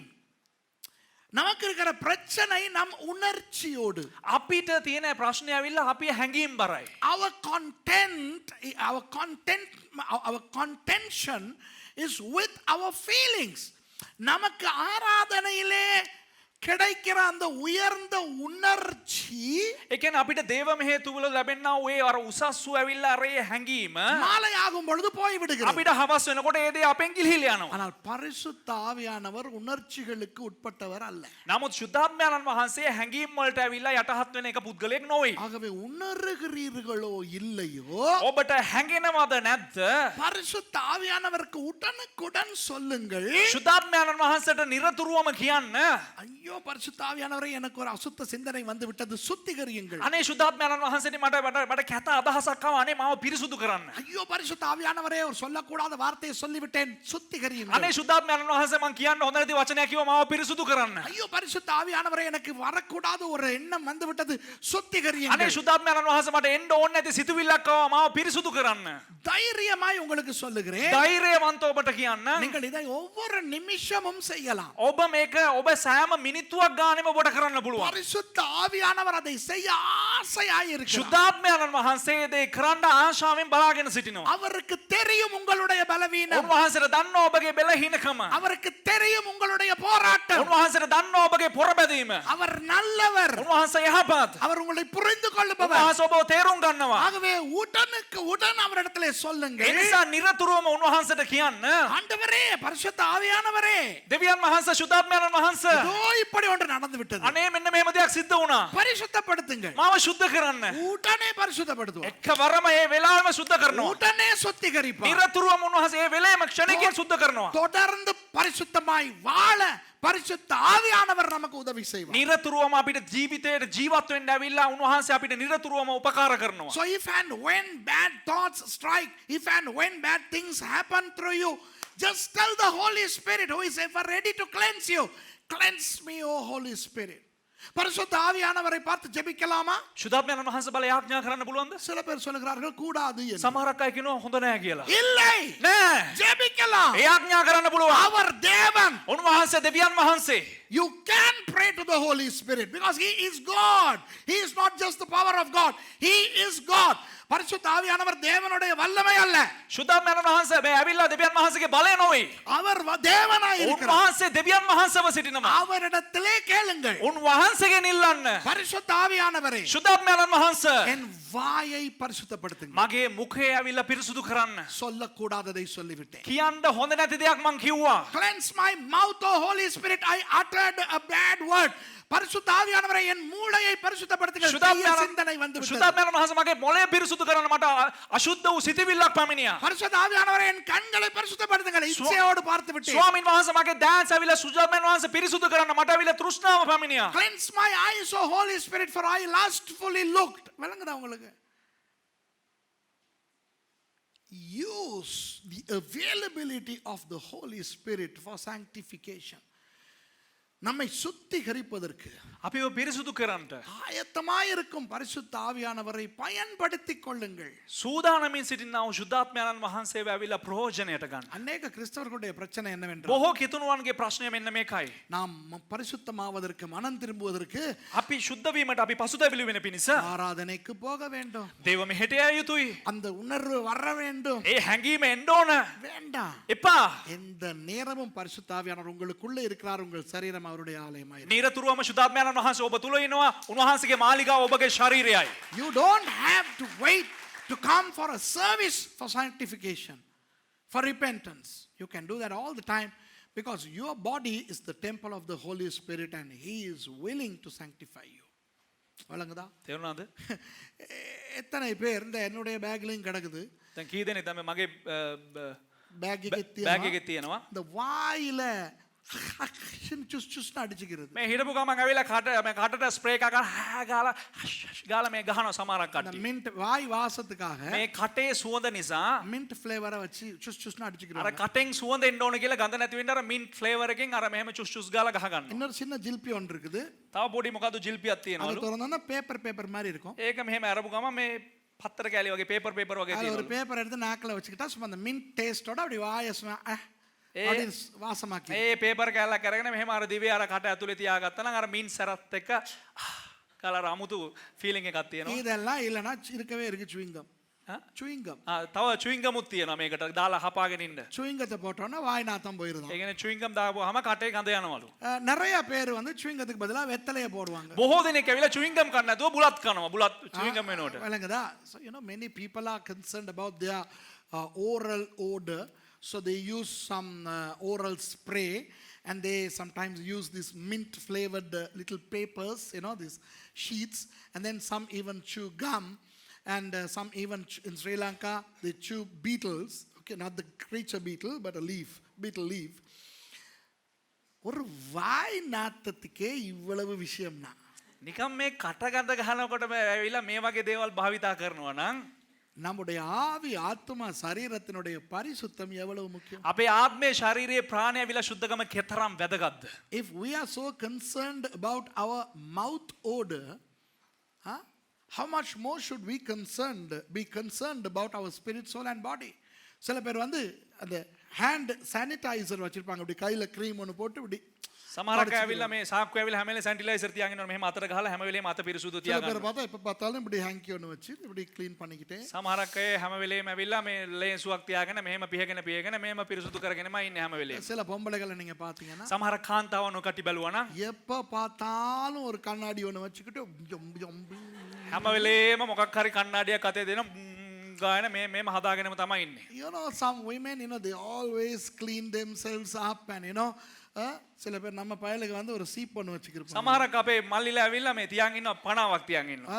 எடுத்து அது சீவிக்கிருவாங்க. හැම වෙලේම කොයිල පීරගෙන තමයි ඉන්නේ ඔළුව. சில பேர் வந்து இந்த தலைக்கு ஹேர் ஜெல் போட்டுக்கிட்டு இருப்பாங்க. සමහරක් අය ඇවිල්ලා ඔළුවට hair gel දාලා තියෙනවා. இதெல்லாம் நல்லதுதான். මේවා ඔක්කොම හොඳයි.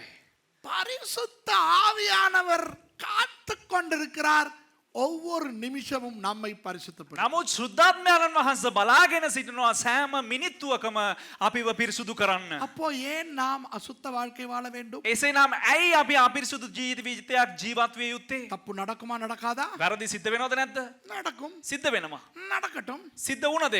மன்னிப்பை கேட்டுக்கொண்டு සමාව අරගෙන பரிசுத்தமாகிக் கொண்டு අපි පිරිසුදු වෙලා நாம் வாழுவதற்கு நமக்கு பரிசுத்த ஆவியானவர் இருக்கிறார். අපි ජීවත් වෙන පිණිස සුද්ධාත්මයන් වහන්සේ අපිට සිටිනවා. Yes, we would err, we would make mistakes, but the Holy Spirit is there to cleanse us and sanctify us all the time, so we don't have to live dirty lives.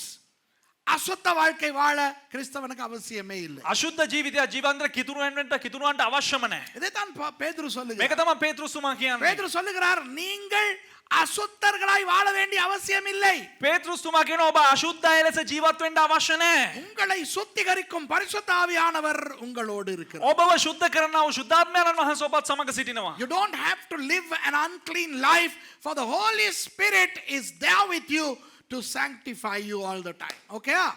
So பிதா என்ன செய்கிறார்? නිසා පියාණන් වහන්සේ මොනවද කරන්නේ? உலக தோற்றத்துக்கு முதலே நம்மை தெரிந்து முன்குறித்து வைத்திருக்கிறார். ලෝකයේ පටන් ගන්න පෙරම ඇවිල්ලා අපිව තෝරාගෙන අපිව ගැන සඳහන් කරගෙන සිටිනවා. அவருக்கு நாம் அவ்வளவு முக்கியமா? උන්වහන්සේට ඊතරම් අපිව වැදගත්ලු. What does the Father God do? He has chosen us even before the creation of the earth.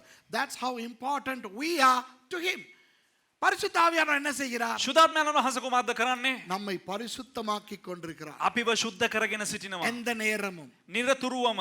What does the Holy Spirit do? He is sanctifying us on a daily basis. கடைசியாக අවසාන වශයෙන් இயேசு கிறிஸ்து என்ன செய்கிறார்? ක්‍රිස්තුස් වහන්සේ කොහොමද කරන්නේ? இயேசு கிறிஸ்துனுடைய இரத்தம் தெளிக்கப்படுதலுக்கு, wow, යේසුස් ක්‍රිස්තුස් වහන්සේගේ ලේ ඉසිනු ලැබීමටත් for the sprinkling of the blood of Jesus, இயேசுவானவர் நமக்காக ரத்தம் சிந்தினது மாத்திரமல்ல, යේසුස් වහන්සේ අපි උදෙසා රුධිරිය වගුරුවව පමණක් නොවේ. அவருடைய ரத்தத்தை எப்பொழுதும் நம்மேல் தெளித்துக் கொண்டே இருக்கிறார். උන්වහන්සේගේ ලේ නිරතුරුවම අපි මත ඉසිමින් සිටිනවා. Jesus did not just shed his blood on the cross, but the blood of Jesus is sprinkled upon us on a daily basis. இயேசுவின் இரத்தம் என்பது ஒரு சாதாரண இரத்தம் அல்ல. යේසුස් වහන්සේගේ ලේ කියන්නේ ඉතා සාධාරණ වූ ලේ නොවේ. இயேசுவின் இரத்தம் என்னென்ன காரியங்களை செய்தது? යේසුස් වහන්සේගේ ලේ මොන මොන කාරණාවන්ද කළේ?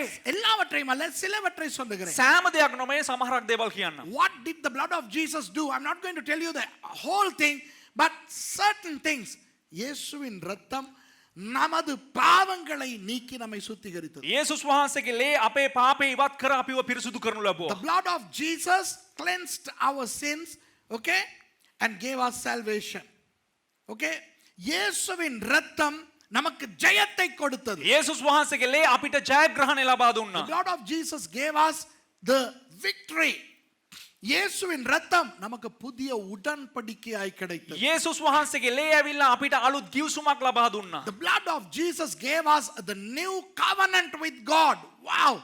இயேசுவின் இரத்தம் நமக்காக செலுத்தப்பட்டது ஒரு கிரயமாக. යේසුස් වහන්සේගේ ලේ ඇවිල්ලා අපි උදෙසා ඇවිල්ලා පුදනු ලැබුණා එක මිලයක් ලෙස. The blood of Jesus acted as a payment for our redemption. இயேசுவின் இரத்தம் நம்மை பாதுகாக்கிறது. යේසුස් වහන්සේගේ ලේ අපිව ආරක්ෂා කරනවා. The blood of Jesus is protecting us. உங்களுக்கு தெரியுமா? ඔබලට දන්නවද? பிசாசு, යක්ෂයා பிசாசுக்கு இரத்த வெறி இருக்கிறது. ஆமா. යකාට ඇවිල්ලා මේ ලේ ආසාව ලේ පිපාසය The තියෙනවා. devil has a blood thirsty element. Do you know that? அதனால் தான் இன்றைக்கு உலகத்தில் எங்கு பார்த்தாலும் இரத்தம் சிந்துதல். ඒ නිසා තමයි ලෝකයේ අද කොහේ බැලුවත් ඇවේ හැමතැනම ලේ වැගිරීම සිදු වෙන්නේ. That's why you see bloodshed all over the world, because the devil loves blood. பிசாசுக்கு இரத்தம் என்றால் சரியான ඒ ஆசை. කියන්නේ යකාට ලේ කියලා කියන්නේ හරි පෙරේතයි ලේ වලට. ஆனால் பிசாசு பயப்படும் ஒரே இரத்தம் இயேசுவின். නමුත් යකා බය වෙන්නව එකම ලේ ඇවිල්ලා යේසුස් වහන්සේගේ ලේ විතරයි. But the only blood that the devil is afraid of is the blood of Jesus. அந்த இரத்தம் எங்கள் மேல் தெளிக்கப்பட்டிருக்கிறது. ඒ ලේ ඇවිල්ලා අපේ මත ඉසනු ලැබුවා. That blood is sprinkled upon us. இன்றைக்கு அநேக கிறிஸ்தவர்கள் பிசாசுக்கு பயம். අද බොහෝ කිතුණන් ඇවිල්ලා යකාට බයයි. ஆமாவா இல்லையா? හවුද නැද්ද? நீங்க இருட்டுக்கு பயப்படுங்க, எனக்கு பரவாயில்ல. ඔබ රාත්‍රියට බය වෙන්න, කරුවලට බය වෙන්න මට ප්‍රශ්නයක් නැහැ. கரப்பான் பூச்சிக்கு பயப்படுங்க, எனக்கு பரவாயில்ல. කැරපොත්තට බය වෙන්න ප්‍රශ්නයක් නැහැ. பாம்புக்கு பயப்படுங்க, பரவாயில்ல. නයාට බය වෙන්න ප්‍රශ්නයක් නැහැ. ஆனா போயும் பிசாசுக்கு எவனாவது பயப்படுவான். ගිහිල්ලා ගිහිල්ලා මොකෙක් හරි යකාට බය වෙනවද? It's okay if you are phobic against the darkness, against the cockroach, against the serpent. Okay? But can a Christian be afraid of the devil? பிசாசு எங்களை பார்க்கும் பொழுது பயம். යක්ෂයා අපිව බලනකොට ඌට බයයි. ஏனென்றால் நம் மேல் இயேசுவின் இரத்தம் தெளிக்கப்பட்டிருக்கு. ඇයි අපි මත උන්වහන්සේගේ ලේ ඉසලා තිබෙනවා. The devil is scared to look at us because of the blood of Jesus that has been sprinkled upon us. இது உண்மையோ பொய்யோ தெரியல. මේක ඇත්තක්ද බොරුවද කියලා දන්නේ නැහැ. உண்மையா இருக்கும் என்று நான் நம்புகிறேன். ඒක ඇත්ත වෙන්න ඇති කියලා මම විශ්වාස කරනවා. I don't know what I'm going to say is true or false, but I believe it's true. DGS Dinakaran ஐயா ஒரு நாள் திடீரென எழும்பினாராம். දවසක් DGS දිනකරන් දේවගැතිතුමා උදෑසන නැගිට්ටලු දවසක්. திடீர்னு இப்படி முழிப்பு, ஏதோ ஒன்று இருக்கிறது ரூம்ல இருக்கிற மாதிரி தெரியும், டக்குன்னு திடுக்கிட்டு எழும்பினார். එක පාටම ඇවිල්ලා ඇහැරුණාලු වෙලා මොනවද එකක් රූමේ තියෙනවා කාමරේ තියෙනවා කියලා එක පාටම අවදි වුණාලු. கால் மாட்டுல ஒரு பயங்கர கோரமான உருவத்தோட பிசாசு உட்கார்ந்திருக்கானா. ඒ කියන්නේ එක ඒ කියන්නේ මේ පුටුවද என்ன කකුල ඉස්සරහා ඇවිල්ලා නිකන් එක විරූපී ආකාරයකට යකා හැම ඉස්සරහා ඉන්නවලු. There was a man of God called DGS Dinakaran in India, a wonderful man.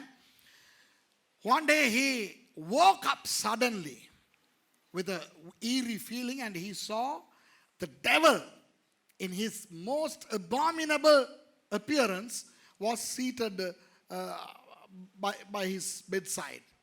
இப்படி எழுப்பி பார்த்துட்டு நீயா அடுத்த பக்கம் திரும்பி படுத்துட்டாராம். நீயா அப்படின்னு அடுத்த பக்கம் திரும்பி படுத்து தூங்கிட்டாராம். එක පාටම ඔහු නැගිටලා බලපුවා උඹද කියලා අනිත් පැත්ත හැරලා නිදාගත්තා. So he woke up and saw this devil and then it's you, and he turned around and he slept.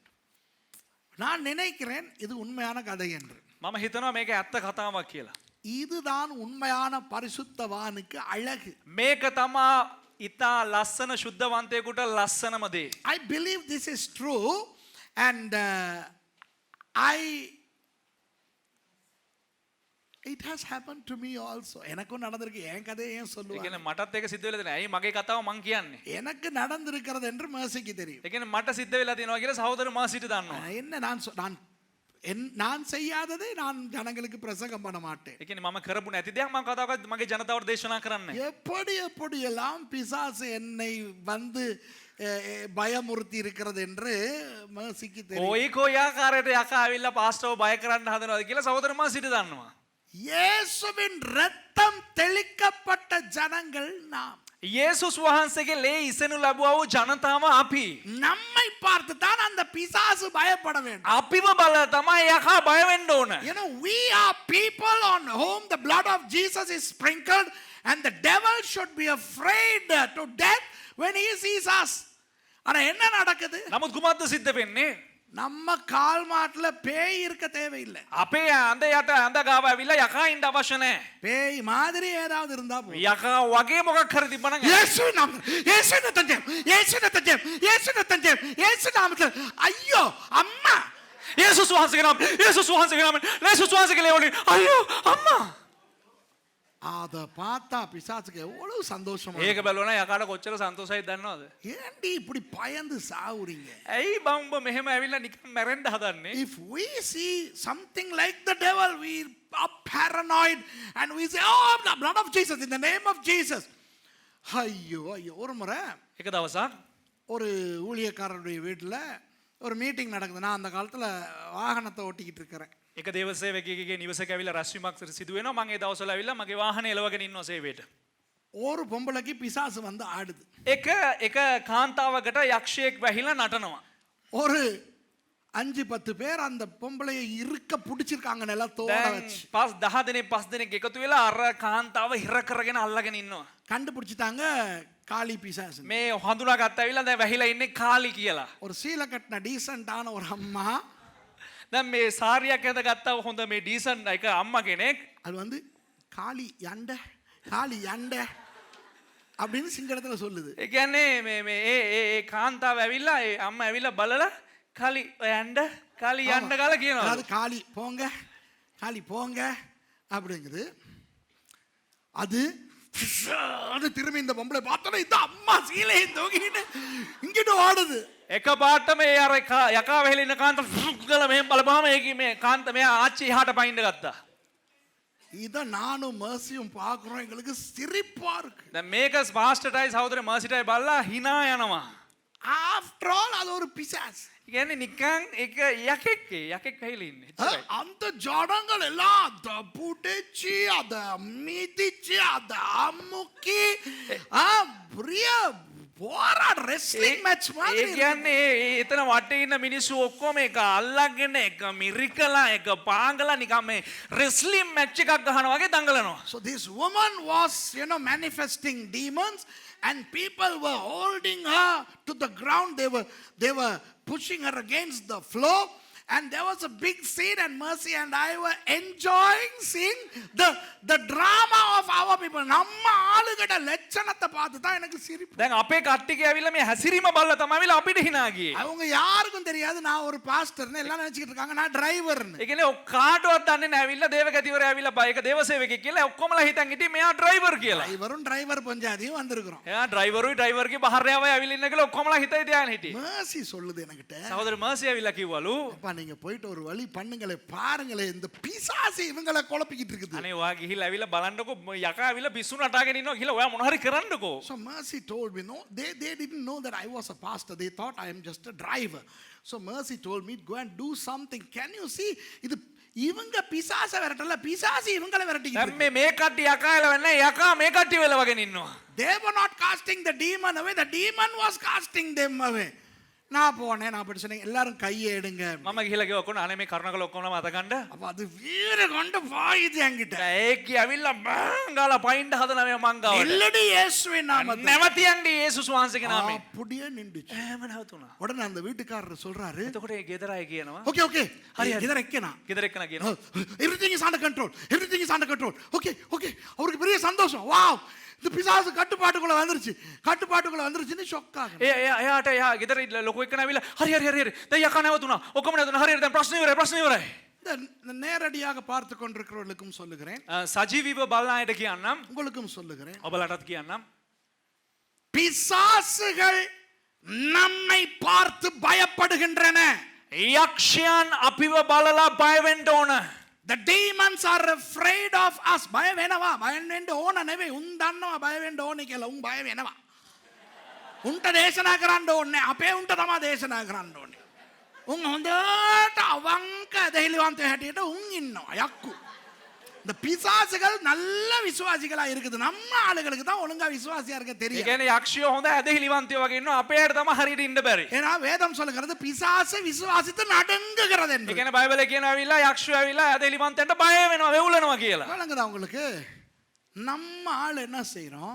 අපේ අය මොනවද කරන්න ඕන? பிசாசு பிடித்தவர்களை යක්ෂයෝ වැහිච්ච උන්ව අය அவர்களை கொண்டு வந்து ඔවුන් රැගෙන ඇවිල්ලා தலைமுடிய புடிச்சு මේම කොණ්ඩෙන් එහෙම අල්ලගෙන உருட்டி புரட்டி මේම අම්බරලා එහෙට මෙහෙට පොඩ්ඩක් පෙරලලා அதுவும் கலஸ் காட்டும். ඒකිට ඇවිල්ලා කලස් දායි මෙහෙම. பிசாசு பிடிச்சாலும் வந்து ஜாஸ் ஜூஸ் ஜூஸ்ங்கும். ඒ කියන්නේ යක්ෂයා අල්ලව නම් ඇවිල්ලා ඒකට පාත්තයි අර මේම කරලා. இந்த யூடியூப்ல பார்த்தா கவலையா இருக்கு. YouTube එකේ බලනවා හරිම දුකයි. சில ஊழியக்காரர்கள் இந்த பிசாசு பிடித்தவர்களோடு போராடும் போராட்டத்தை பார்க்க வெட்கமா இருக்கு. සමහරක් සේවකයෝ ඇවිල්ලා යක්ෂයෝ අල්ලගත් වැහිච්ච අයත් එක්ක දඟලන පොර බැදීම බැලුවා නම් ඇවිල්ලා ලැජ්ජයි. 33 வருஷம் ஊழியம் செய்திருக்கிறேன். අවුරුදු 33ක් සේවය කරනවා. நான் முதல் பிசாசு துரத்தினதை கண்டது பாஸ்டர் பாஸ்கோ குணவர்தன என்ற பாஸ்டர் பிசாசை துரத்தினதை நான் ඒ கண்டிருக்கிறேன். කියන්නේ ප්‍රථමයෙන් ඇවිල්ලා මම දැක්කේ ඇවිල්ලා ඉස්සල්ලාම ජීවිතේ ඇවිල්ලා යකෙක් කෙලවන එක ඇවිල්ලා බොස්කෝ ගුණවර්ධන කියන pastor. The first time I saw somebody casting the devil out was in 1979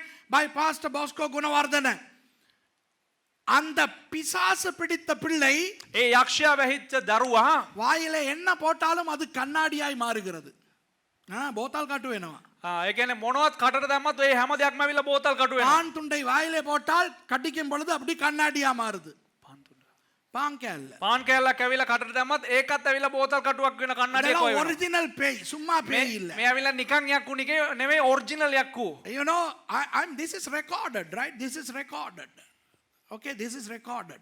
What I am saying is known by Pastor Stephen, Pastor Mani, Pastor David, Pastor Yoganathan, Pastor Masilamani. இப்போ நான் சொன்ன இந்த பெயர்கள் உள்ள ஊழியர்கள் இன்றைக்கு இருக்கிறார்கள். இவர்களுக்கெல்லாம் நான் சொல்லுகிற கதை தெரியும். நான் சொல்லுவது பொய் அல்ல. දැන් දේවදාසයන් නම් වලින් කියවෝ දේවදාසයෝ ඇවිල්ලා තාමත් ඉන්නේ. ඔවුන්ටත් මේ කතාව තාම දන්නවා. මම මේක බොරුවක් නෙවෙයි කියන්නේ.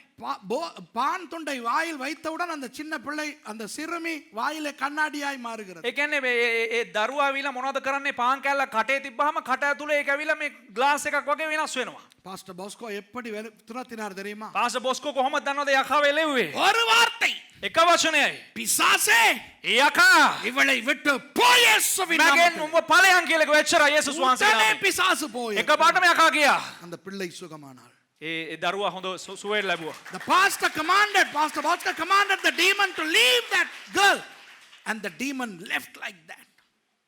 என்னுடைய இரண்டாவது பாஸ்டர் මගේ දෙවනි දේවක දාසයා pastor Anton George, pastor Anton George mercy உடனே යේසු සහෝදර මර්සිගේ සහෝදරයා.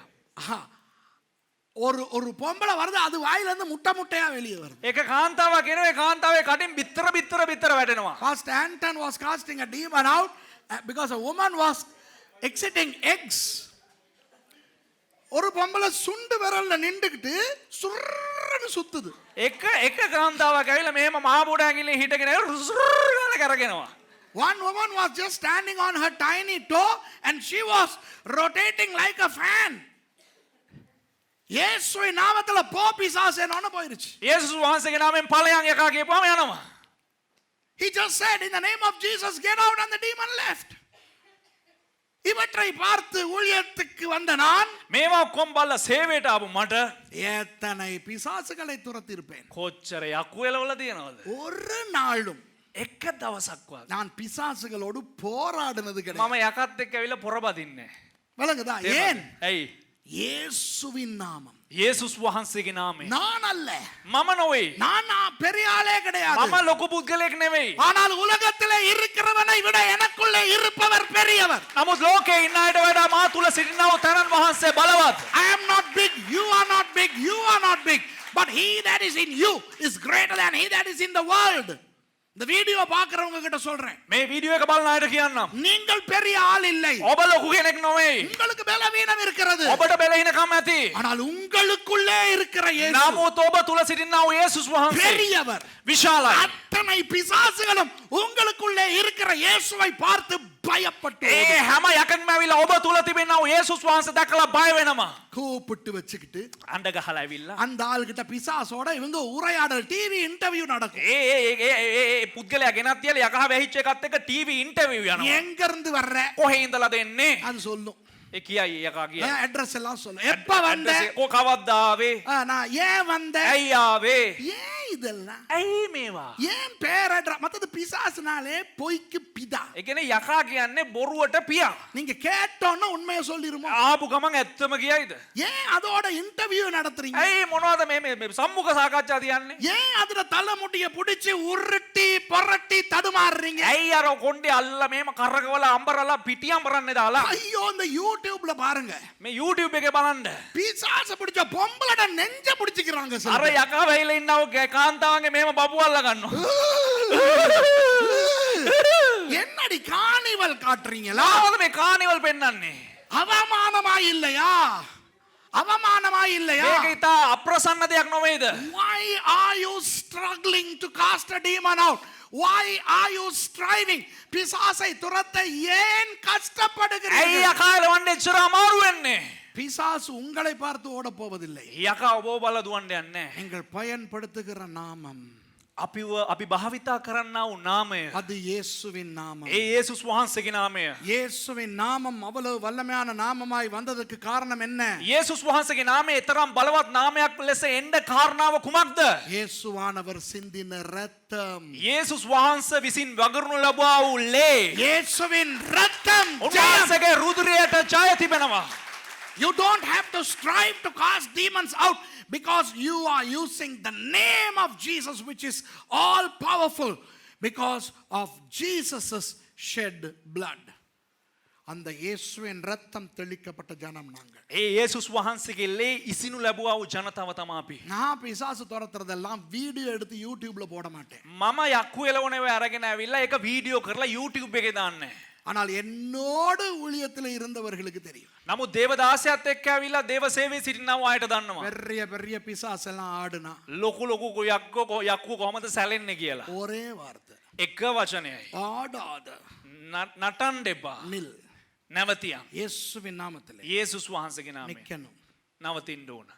உட்காரு இயேசுவின் நாமத்தில். ඉඳගනින් යේසුස් වහන්සේගේ නාමයෙන් உட்காரணும். ඉඳ ගන්න ඕන. போ இயேசுவின் පළ යේසුස් වහන්සේගේ නාමයෙන් යන්න ඕන. போகணும். சுரேஷ் சொன்னா யாரும் கேட்க தேவையில்லை. තුෂාර කිව්වනම් කවුරුත් අහන්න ඕනේ. Nobody needs to listen if Suresh says. But if I say in the name of Jesus, the devil will have to obey. ஆனால் இயேசுவின் நாமத்திலே என்று நான் சொன்னால் නමුත් යේසුස් වහන්සේගේ නාමයෙන් කියලා කිව්වනම් பிசாசு கேட்கத்தான் வேண்டும், යකා අහන්න තමයි ඕන. கீழ்ப்படியத்தான் வேண்டும். කීකරු වෙන්න තමයි ඕන. சுரேஷ்னால் அல்ல, තුෂාරවත් සුරේෂ්වත් නිසා නොවේ.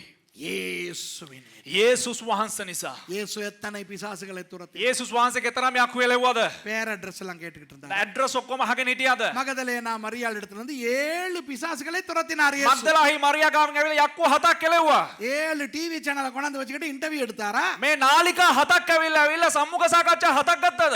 இப்பொழுது நான் பிசாசு முதல் பிசாசு இடத்துல கேட்கிறேன். දැන් අපි ඉස්සරලාම පළවෙනි යකාගෙන් අහනවා. உங்கள் பெயரை சொல்லுங்கள். ඔබේ නම කියන්න.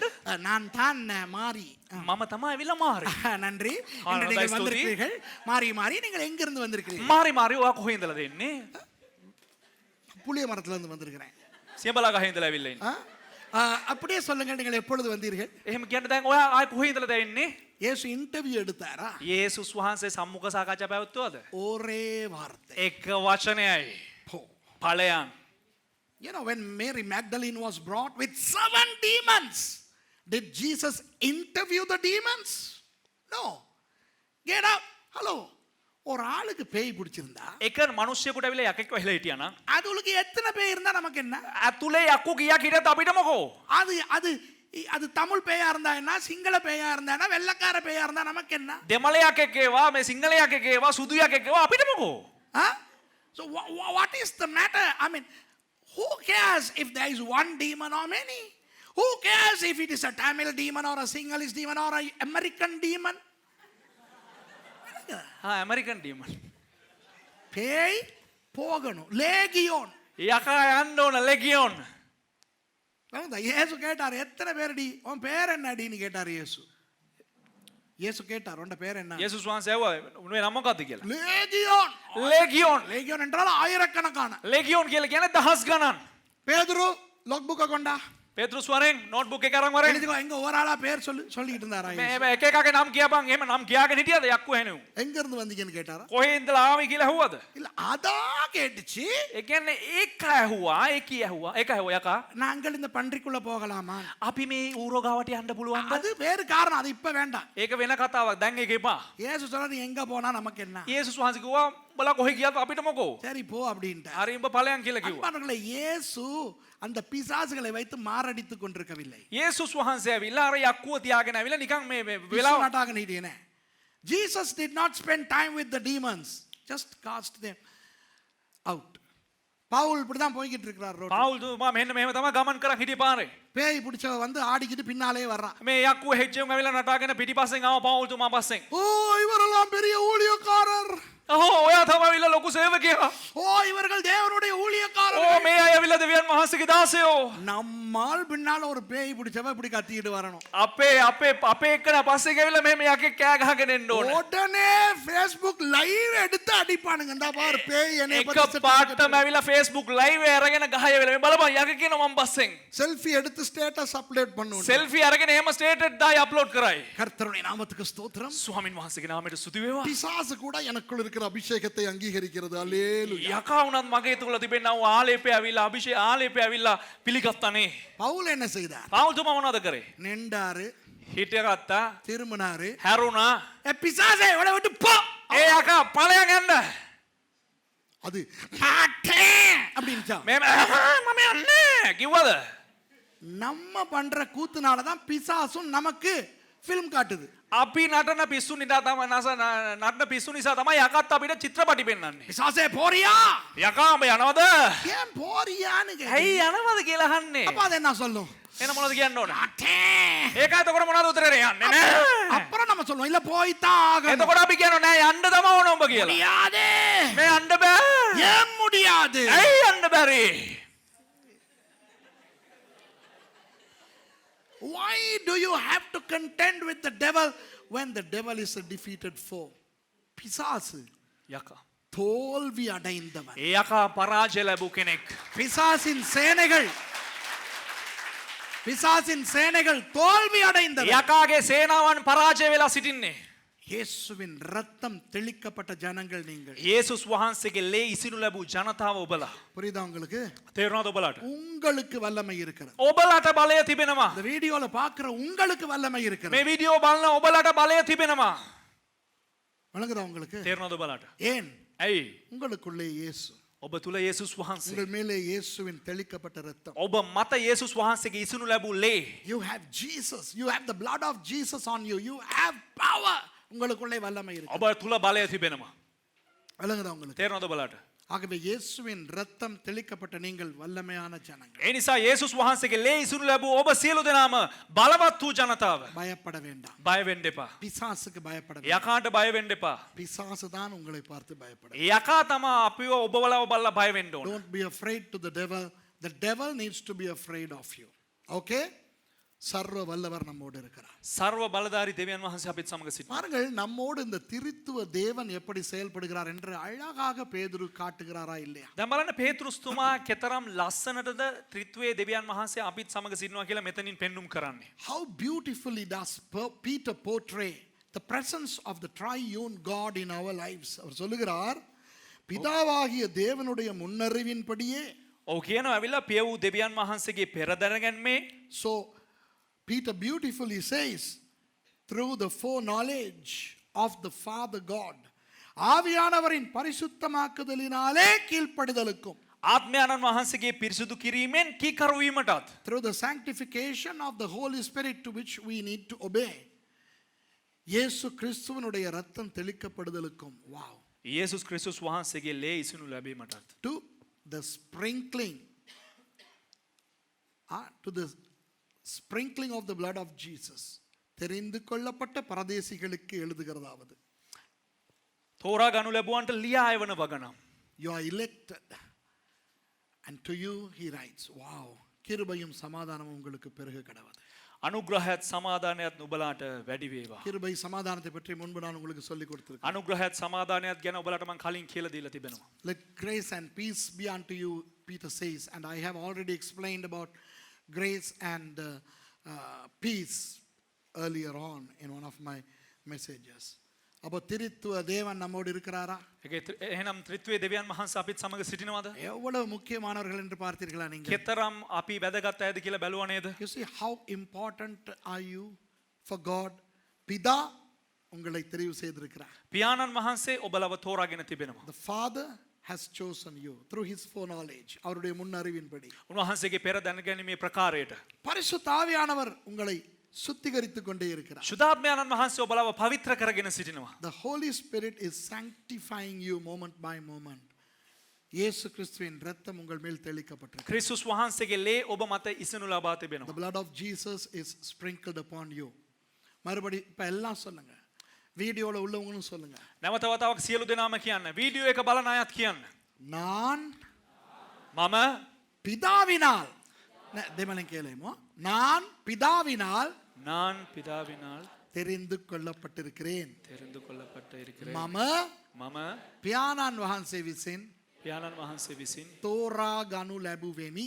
තෝරා ගනු ලැබුවෙමි. I am I am chosen by the Father. chosen by the Father. நான் நான் பரிசுத்த ஆவியானவரால் பரிசுத்த ஆவியானவரால் எந்நேரமும் எந்நேரமும் சுத்திகரிக்கப்பட்டு கொண்டு வருகிறேன். සුද්ධිකරිකපట్టు கொண்டு මම வருகிறேன்.